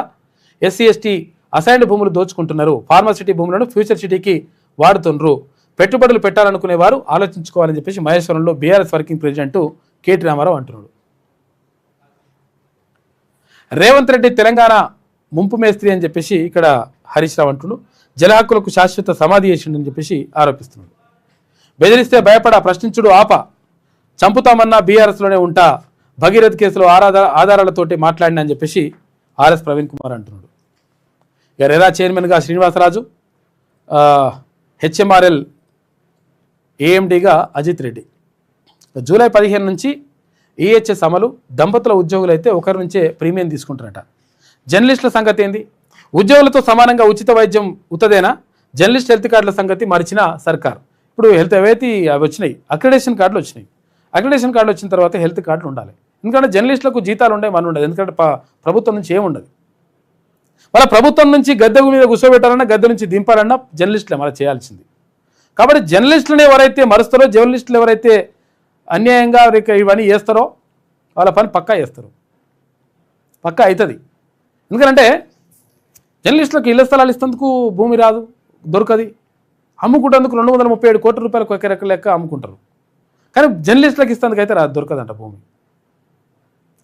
జర్నలిస్టులకు ఇళ్ల స్థలాలు ఇవ్వాలి, ఇల్లు కట్టియాలి. 100% సంక్షేమం కోసం, జర్నలిస్టుల సంక్షేమం కోసం కృషి చేయాల్సిన బాధ్యత ప్రభుత్వం పైన ఉంటుంది. 1000% ఉంటుంది. ఉద్యోగులతో సమానంగా ఉచిత వైద్యం ఉత్తదేనా అని చెప్పేసి జర్నలిస్ట్ హెల్త్ కార్డుల సంగతి మర్చిపోయింది సర్కార్. ఇక మళ్ళీ ఆర్టీసీ సమ్మె ఈసారి విలీనం డిమాండ్తో సన్నాహాలు చేస్తుందంట. ఎన్నికల పేరుతో ప్రభుత్వం తమను తప్పుదోవ పట్టిస్తుందని ఆగ్రహం. కార్మిక సంఘాల్లో ముమ్మర చర్చలు జరుగుతున్నాయి. సమ్మెకు వెళ్దామంటున్న మెజార్టీ కార్మికులు ఫస్ట్ విలీనం చేయాలి అంటున్నారు. ఆర్టీసీ ఎన్నికలు అందరి నిర్ణయం. కార్మిక సంఘాలు వాస్తవాలు వక్రీకరిస్తున్నాయి, కార్మికులను తప్పుదోవ పట్టిస్తున్నాయి. ఎన్నికల వివాదంపై రవాణా శాఖ మంత్రి పొన్నం అంటున్నాడు. ఆ పొన్నం అంటున్నావు కానీ చెప్పరాదన్న, ఇప్పుడు నేను విలీనం చేస్తాం ఈ టైం. కానీ ఇందిరమ్మ స్లాబ్ 3 ఫీట్లంట. లేకపోతే బిల్లు కట్టు. రాష్ట్ర సర్కార్ కొత్త కొర్రీ పెట్టింది. ఈ కొర్రీలేందో అర్థం కాదు. ఎక్సైజ్ మామూలు డైరీ, స్థాయిని బట్టి లెక్క, అధికారులకు వాటా. ఇక ఎక్సైజ్ కానిస్టేబుల్కి ఇస్తున్నది తోకనట.